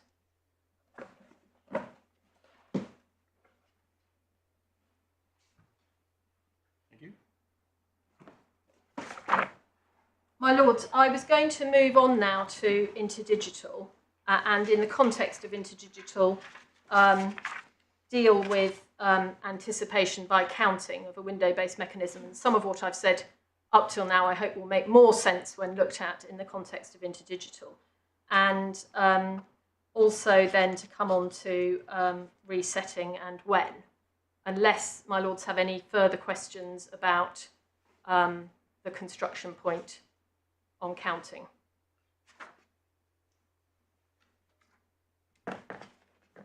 So, my lord, Interdigital, it is set out in the judgment at paragraphs 212 to 220, but since it is such a short document, it's probably easiest just to turn Interdigital up. It's a mercifully short piece of prior art. It's supplemental bundle tab 2, sub 22 is the page number. Source Interdigital, title, window-based polling with flexible RLC PDU size.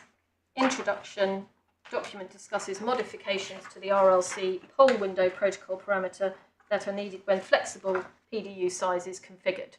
So everyone knows there's a problem with flexible PDU size. And then it explains at 2 that the existing window-based polling mechanism is based on sequence numbers.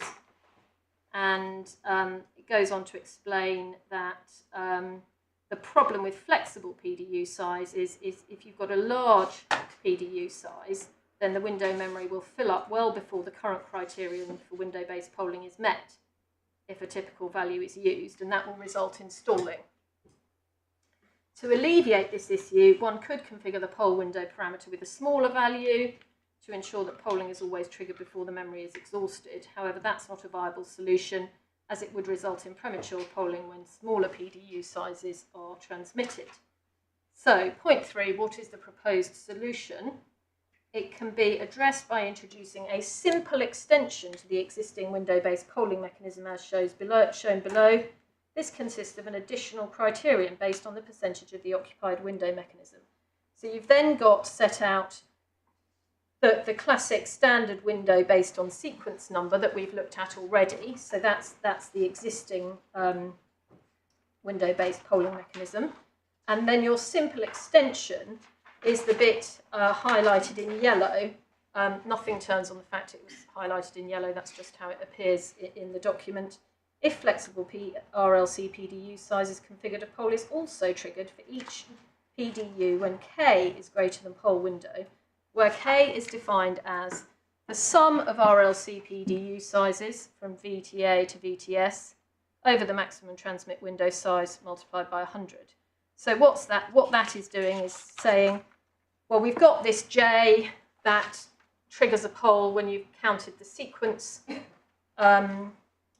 when you've counted your sequence numbers, and then you've got your percentage and so on for your window. And we're going to have a K, which also counts the sum of the number of bytes, basically, and again is expressed as a window-based trigger. And it says in the conclusions, this contribution proposed a simple addition to the RLC polling mechanism, which is the only viable solution to proper management of the window when flexible RLC PDU size is configured. Without this change, the transmitter will fail to poll the receiver at the appropriate time, with the result that either transmission will stall or excessive polling and status reporting will occur. So it is solving precisely the same problem as the patent by using a window-based mechanism.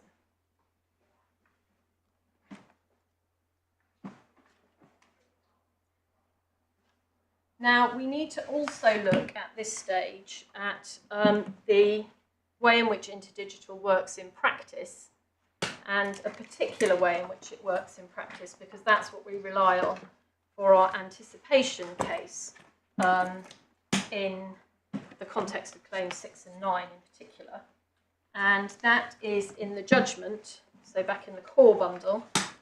We can probably close up Interdigital now, unless anyone has any questions about it, and go back to the judgment,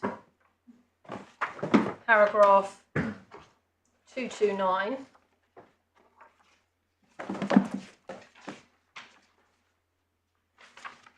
And that's core 126.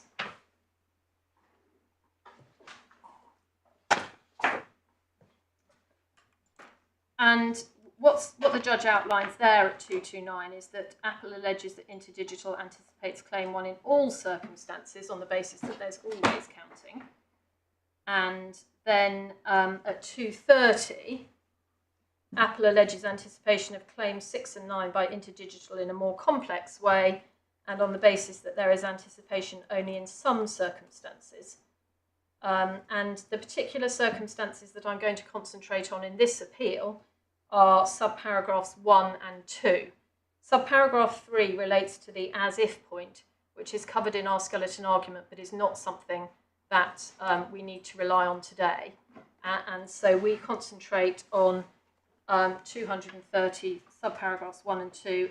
Those are situations where all PDUs are act, and either if no further PDUs are sent between a poll request and a status report, then there is a true, my word, counter reset to 0. So that's the specific circumstances in which we say claims 6 and 9 are anticipated, and that's illustrated at paragraph 234. And the judge explains at paragraph 234 that this is a section from Mr. Buela-Org. He was our expert's report, and it demonstrates a particular situation and demonstrates the operation of a window-based mechanism. And so it's important to understand the key, which is set out in that box. So green is PDUs transmitted and acknowledged, yellow is PDUs transmitted, not yet acknowledged, and grey is the next PDU to be transmitted. And you can see that the dotted line is the sliding window. And you can see there's an explanation just underneath that diagram that also comes from Mr. Buela-Org's report, and that explains the calculation of J. So for the top row, J equals 20%, and it doesn't have written here VTA minus VTS. Sorry, is it? But it's going to be 0, 1, 2, 3, 4. Sorry, VTS minus VTA, I should have said. And you get a poll just after the 4th line, and that's because J has reached 80%, or rather your count has reached such a number that you get a poll. And then you get your status report received after line 5, and that's before any more PDUs are sent.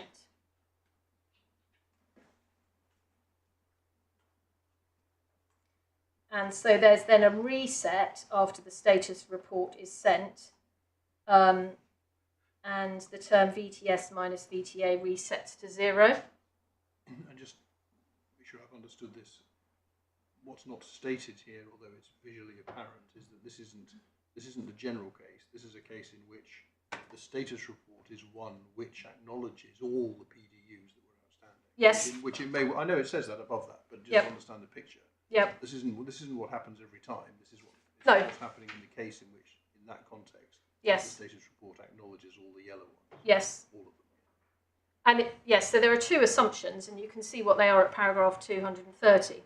But all the PDUs are act, and no further PDUs. The second assumption is that no further PDUs are sent between a poll request and a status report. The poll request in the picture is the poll decision. Yes. It's the same thing. Well, the poll request is where it says poll set here in the 5th line. We're looking at different things. I don't know what you mean. I'm looking at the picture. Yes, so there's large bold writing poll decision, Yes. and can you see just in very small print in the yellow, the 4th yellow box along in line 5, it says poll set here. Oh, yeah, I do see that, although I thought that time was moving down the page. Well, it is. And so I'm not quite sure I understand what putting the words poll set here in that yellow box is supposed to convey. Well, that's the poll is set in that particular PDU. Oh, I see. So that's the PDU that has the bit set in. Yes, it. exactly. I see. Sorry, I understand. I'm sorry, I hadn't missed that. And then the status report is received, and it says if all transmissions successfully acknowledged, VTA moves along to coincide with VTS. And that's then described by the judge at paragraph 235. This shows J smoothly increasing until a poll is triggered, and following the resulting status report, VTS minus VTA would, if calculated, be 0. No PDUs enact, and there are no PDUs transmitted between the poll request and the status report. It was common ground that this is possible. I return below to how likely it is, although I do not think that quantifying it is necessary or even relevant.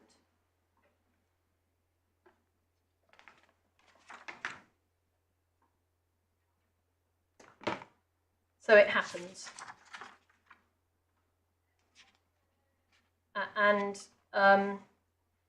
That, as I say, is the particular operation that we rely on for our case of anticipation based on claims 6 and 9.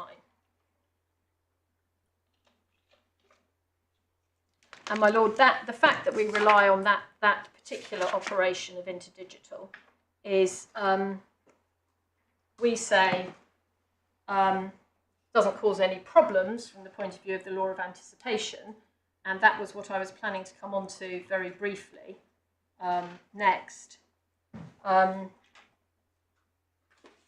And just to orientate my lords will see at paragraphs 148 to 150 of the judgment, the learned judge set out the law of anticipation, although, and we don't dispute any of that, but he doesn't deal with the point which is, we say, is important. And in relation to that point, which is that it effectively doesn't have to anticipate all of the time, but only in certain circumstances. It appears from my learned friend's skeleton argument that there is no dispute. And no doubt if there is a dispute, my learned friend will make that clear in response. But it's a point that we address in our skeleton argument at paragraphs 99 to 101. And as I say, I didn't find anything in my learned friend's skeleton that directly addressed this. We set out the point there. Sorry, this is paragraph 99 of our skeleton. I'm using a core 46. Sorry, I'm using a version that doesn't have the bundle numbering, I'm afraid. And we say the judge didn't deal with the question of whether anticipation can occur when a method described in the prior art anticipates some but not all of the time. And we say that the correct position is that there can be anticipation in this situation. And the reason that is because the critical issue for anticipation is whether the subject matter disclosed by the prior art would infringe the patent. And we cite Synthon and Smith-Klein-Beecham for that proposition. That's very well known, and I wasn't proposing to turn up that authority at this stage.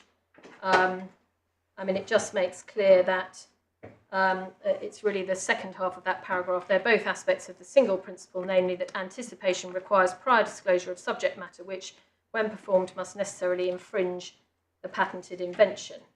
And we say that there can be no doubt, and this is paragraph 101 of our skeleton, that there is infringement where an infringing method is only performed some, but not all of the time. And that is clear from, for example, Herxt and BP. Well, that undoubtedly is correct. It might be said it's not necessarily the same in the novelty context, because, of course, when you're dealing with infringement, you're not concerned with any question of inevitability. Now, that may not necessarily be relevant either. But there is a potential difference there. There is a potential difference, but we say that the point here is that this is like Herxt and BP, in that the interdigital method will some of the time work in the way that is set out at paragraph 234, and that if that is the case, which there's no dispute about, then that is good enough for the purpose of anticipation. It is necessary to, sorry. Yeah, I mean, it may be that there's no real dispute about this, but the point of my question, as I'm sure you appreciate it, is that in the quote from Synthon, you highlight the word infringe, but I was highlighting the word necessarily. Yes, indeed. And so there is therefore that potential difference. As you say, in Herst, we have a situation where you've got a process, and because of parameters in the process, some of the time it's within the claim, some of the time it's out of the claim. But in those circumstances, you don't need to require, does this necessarily infringe? It's a historical fact that some of the time it was within the claim and some of the time it was out of the claim. So there is that difference. But in this case, we say necessarily some of the time it works in the way set out at paragraph 234. Yeah. That's a question of fact, isn't it? I mean, I think the answer is you proved it, or you've got a finding. Yes. But it is as part of the legal test. It's necessary to establish as a fact that this situation that you rely on will inevitably occur at least sometimes. Yes. Because you could invent a situation which everyone could look at and say, golly, that's a situation in the claim. Showing that it's logically possible isn't enough. You have to show not only that it's logically possible, but that it actually is going to happen, at least sometimes. Because if it isn't ever going to happen ever, even if it's at some level theoretically possible, then there's no anticipation because it's not necessarily within the claim. It's not just theoretically possible. I mean, the judge held, if one moves forward to paragraph 243, there's a statement there that whilst the skilled addressee would not think of these examples in particular, the matters that underlie them would be CGK. And he's referring back in my submission to all the examples, because if you look at 233, he says, before I get into showing the examples, and then he sets out... Sorry, forgive me. I don't think it's a question of whether it's common general knowledge. It's a question of whether it's necessarily so that if you perform what's described in Interdigital, you will sometimes, or some people will sometimes, fall in the claim. Yes, I mean, the other part of the judgment I wanted to show, my lords, which is also relevant, is paragraph 90, which is where the judge was dealing with what he headed up at the top of, just above paragraph 84, scheduling algorithms, round-trip times, no further PDUs. And there was, sorry, that's, that paragraph 90 is core 105. Thank you. And so he held at paragraph 90 that RTTs, that's round-trip times, as short as about 13 milliseconds were CGK, and that proportional fare, that was a type of scheduling, was CGK, and it was CGK that it could involve delays considerably longer than such short RTTs. And the reason that matters is because if you've got a short round-trip time, but a delay because of proportional fare, then, as he explains at 93, the coincidence of short RTT and use of proportional fare to such a degree and with such timing as to lead to the no more PDU situation would be rare but not entirely unrealistic. So we say that it happens and that is a finding that it's not unrealistic. Sorry, I'm lost here. I see what he says in paragraph 90. Yes. How does that relate to the question of how Interdigital operates? Because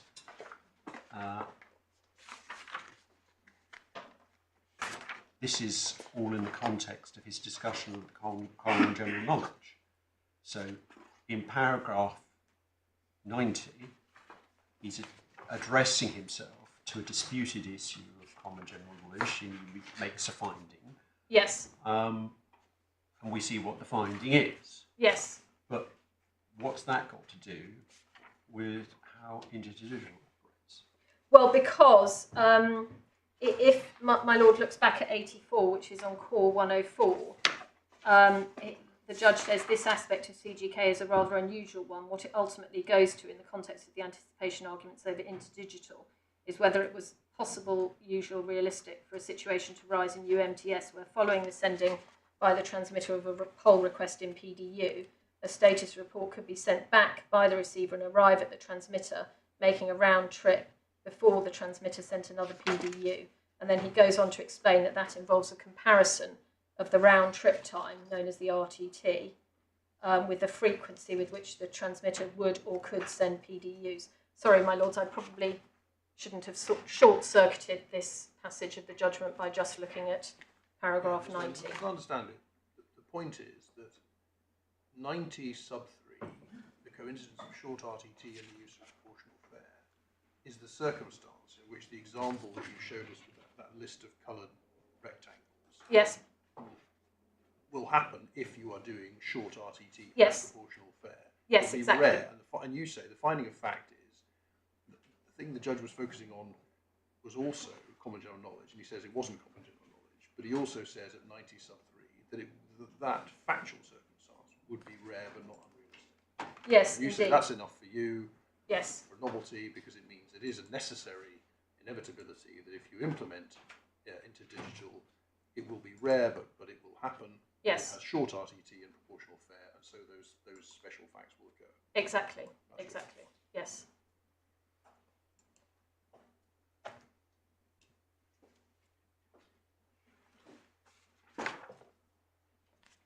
And so when we're looking at anticipation, which is by Interdigital, which is what I'm going to move on to now, that means in my submission that my lords can concentrate on the example set out at paragraph 234, and that is the one that we need to be within in order to fall within claims 6 and 9. It doesn't matter just for claim 1, but it does matter for claims 6 and 9. And so my next topic is why there is counting in Interdigital, and that's dealt with in our skeleton at paragraphs 103 to 112. And as I've already mentioned, that for the purpose of claim 1, we say that both VTS and VTS minus VTA are counters for that purpose. We say that isn't a weakness in our case, which is what the other side tried to suggest. It just recognises that they both count in the way required by claim 1. However, it probably makes sense to concentrate on VTS minus VTA for the reasons I've already explained. But since VTS minus VTA also involves looking at VTS, we'll start with VTS and the parts of the judgment relating to VTS.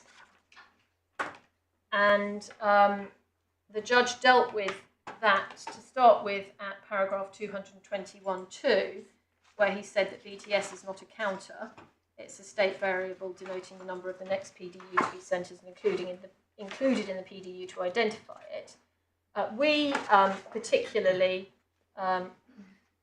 refer to the last sentence, however, which is that it will generally increment with each... Sorry, I'm lost as to where you are. You said 121. Oh, sorry, 221, my lord, which is core 125. Thank you. 221 Roman 2. And we rely on the judge's finding in the second sentence, it will generally increment with each PDU sent, except when it wraps around. And we say incrementing with each PDU sent is counting. And the fact that it's a variable, as we've seen the state variable defined at paragraph 67, doesn't stop it from being a counter.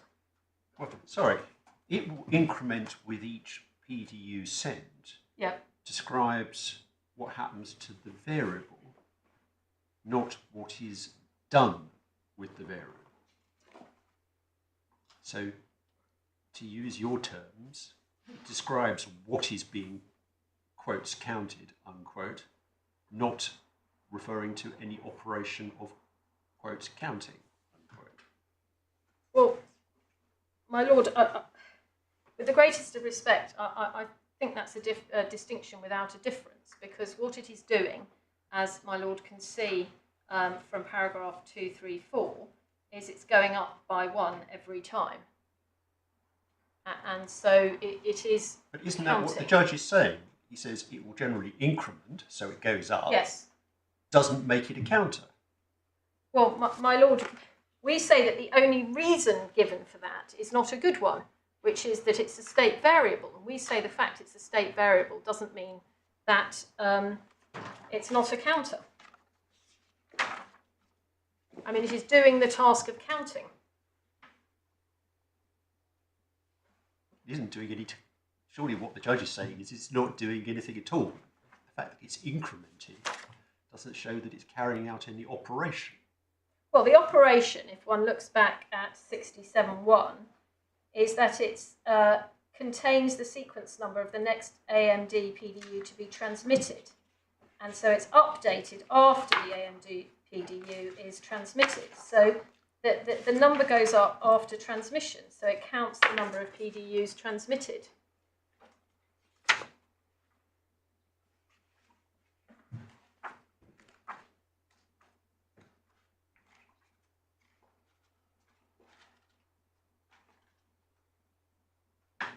You seem to be equating the object of the verb with the verb itself.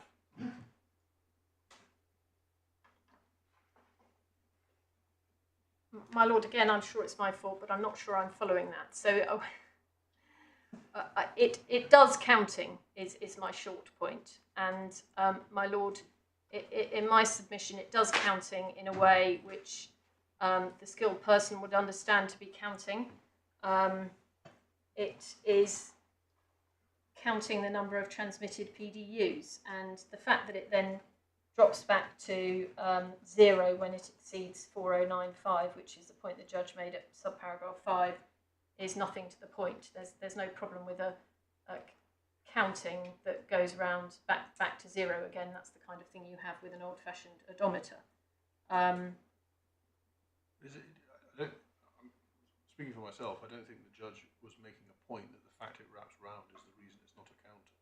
Well, he says that at 221.5. Oh, I see. So forgive me, I was looking at 221.2. Yes, yes, The use of modular arithmetic. yes, exactly.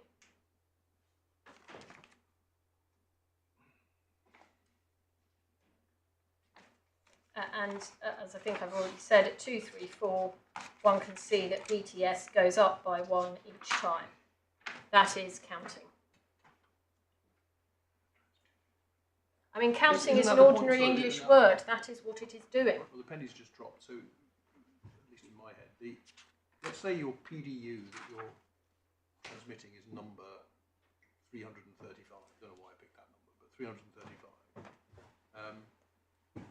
VTS will be 335 or 336. I'm not getting into some business about whether it's the one you Yeah. next one. Yes, yeah. It'll be 335. But if you were counting how many PDUs you sent since the last reset, your counter might well say 10. So say your last reset was at PDU 325. So your counter would say 10. Yes. But your VTS would say 335. Yes. And as you increment VTS, Yes. because it's actually the value in the variable, Yes. isn't a count of PDUs, it's the number which identifies the PDU you're sending, which is why you have to do the modular arithmetic. You don't have to do modular arithmetic when you're counting, because the counter would say 10 in the case I'm giving you when the sequence number was 335. Yes, but the simple and straightforward point that I'm making, my lord, is that the VTS value in my lord's example goes 335, 336, 337, 338 as each PDU is sent. And that falls within a normal and natural meaning of the word counting. You have to count the number of transmitted PDUs to fall within the claim. Well, that is the number of transmitted PDUs. It's updated after it's transmitted.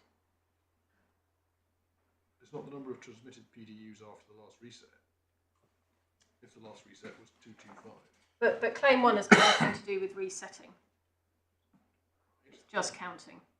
So is it to be understood as including counting ones that were transmitted yonks ago and have got nothing to do with what you're doing?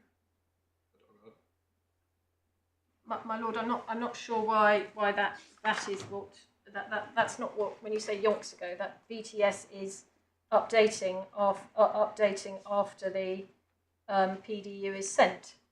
So it goes up after the PDU is sent. Yes, but VTU 335 will not just tell you how many were sent since the last time you cared. Yes, that's correct. It will tell you. It tells you the sequence number of the PDU. Yes. that you're sending. Yes. You might have only sent 2 since you last cared, Yes. cared to worry about it.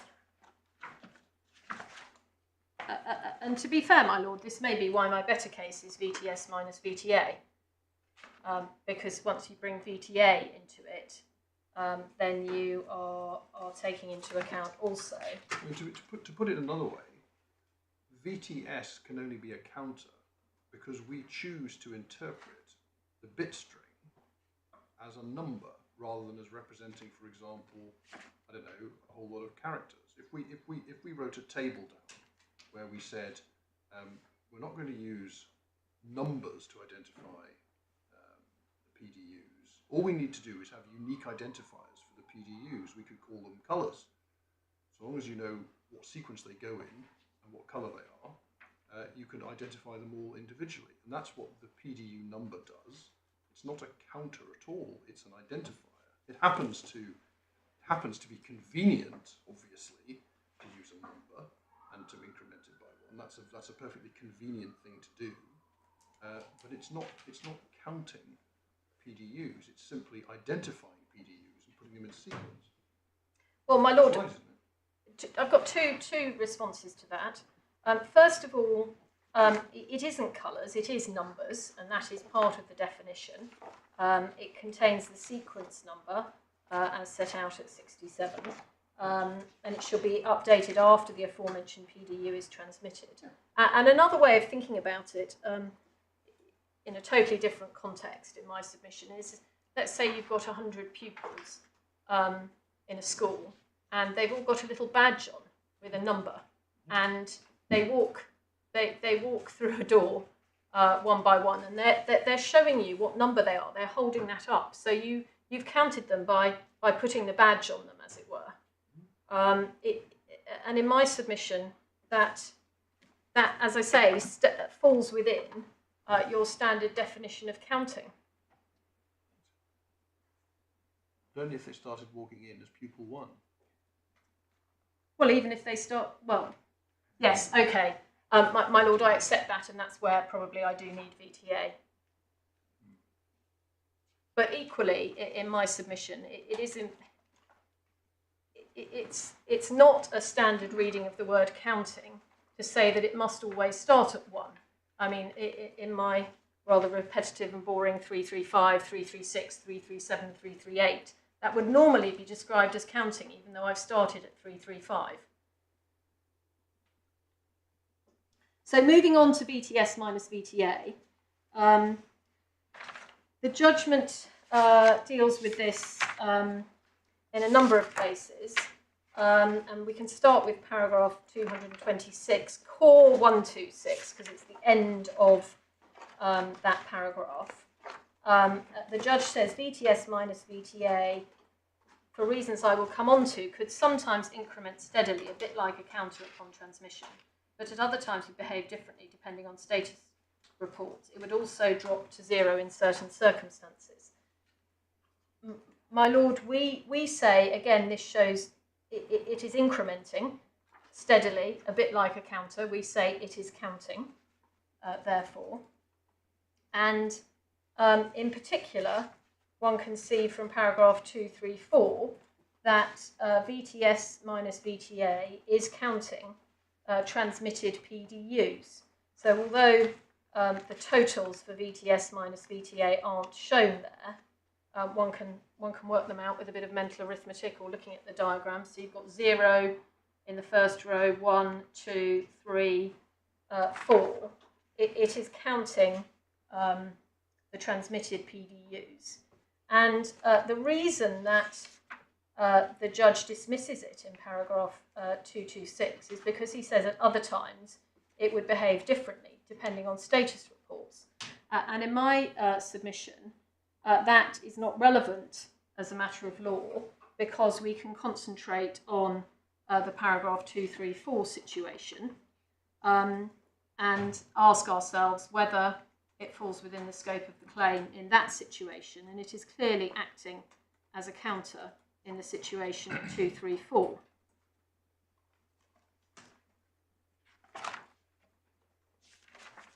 And the reason the judge dismisses this at paragraph 221 Roman 4, which is at core 125, is because he says that VTS minus VTA is the occupancy of the buffer, and we say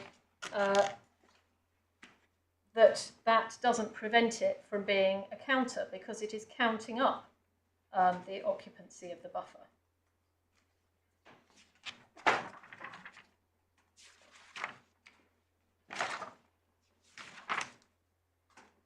Now at 233, the judge, and this is core 126, the judge says that before I get into showing examples, I will say I think ultimately they are ultimately all beside the point because the method of Interdigital is always the same.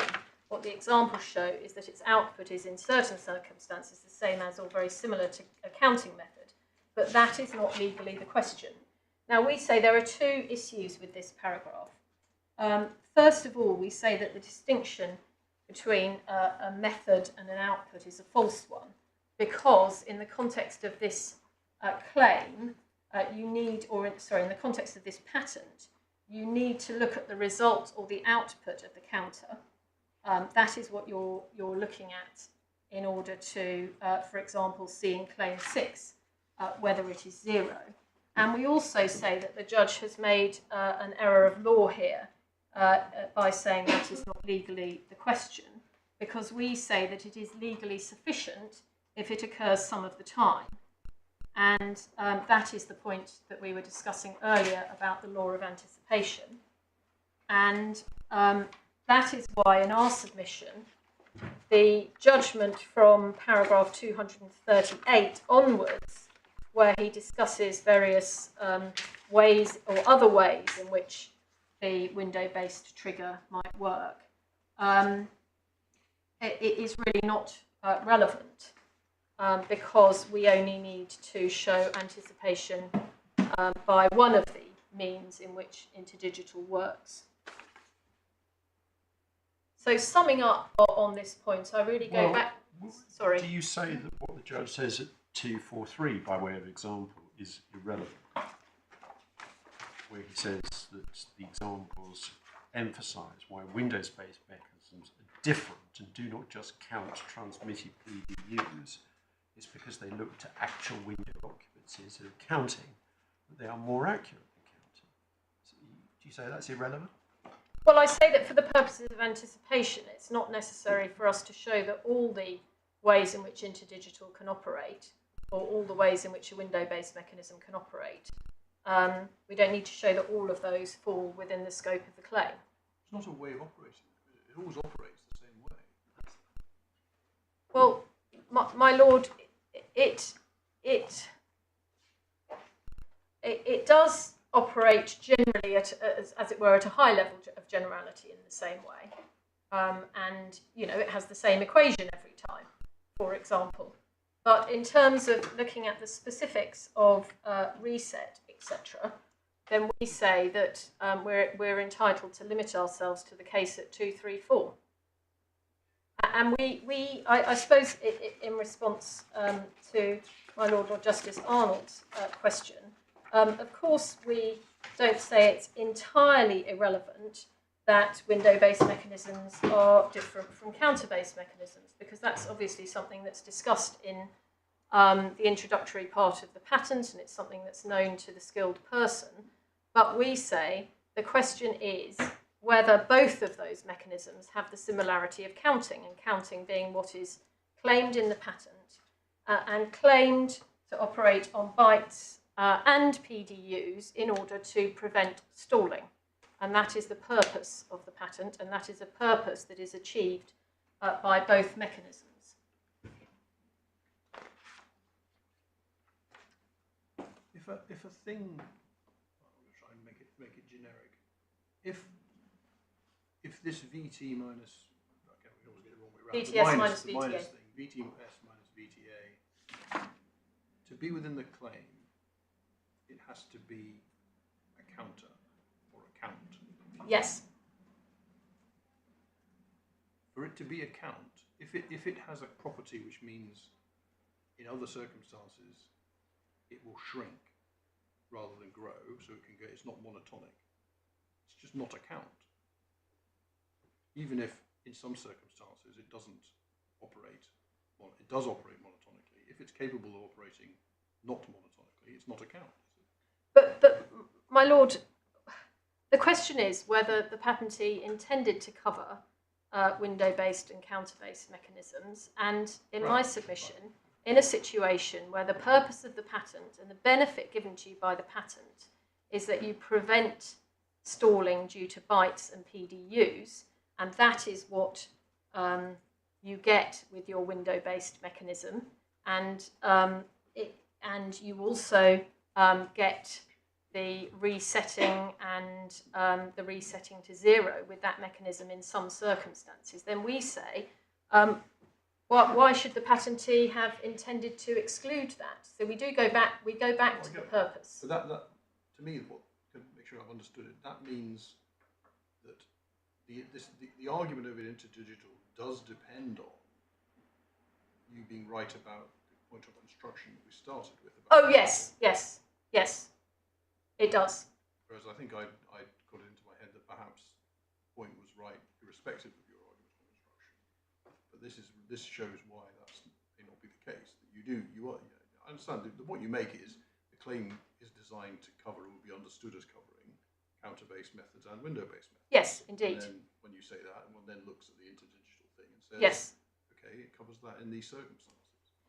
And just to be clear, and I think it was clear from when the judge gave permission to appeal in this case, he said that essentially, he says, I gave permission to appeal on anticipation by Interdigital because the issues are issues of claim interpretation. So in one sense, all the issues of claim, the issue of whether Interdigital anticipates should flow from the issues of claim construction, certainly in relation to counting. Okay. I mean, if I've understood correctly, and I may have got the wrong end of the stick, the argument about operating in a particular way at sometimes rare but not unrealistic. This is particularly relevant for claims 6 and 9. Absolutely, my lord. That's right. Yes. Because, yes, on counting, I could show, my lords could look at, for example, page core 129, which is paragraph 238, which shows a slightly different situation where you've got further PDUs transmitted before you receive your status report. And we say that still shows counting.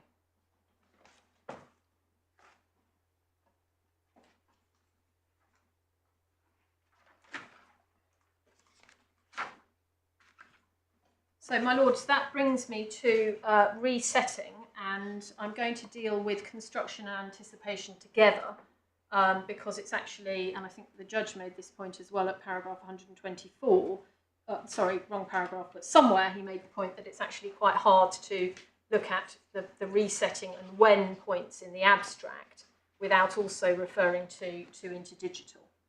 Now, paragraph. If you're going on to a completely new Yes, topic, I does am. it make sense to break there even though we're a few minutes before 1?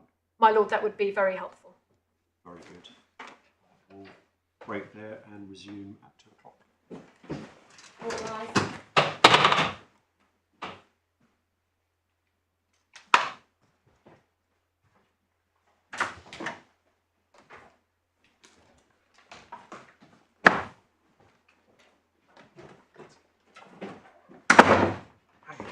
I'm getting on quite well. Still aiming for the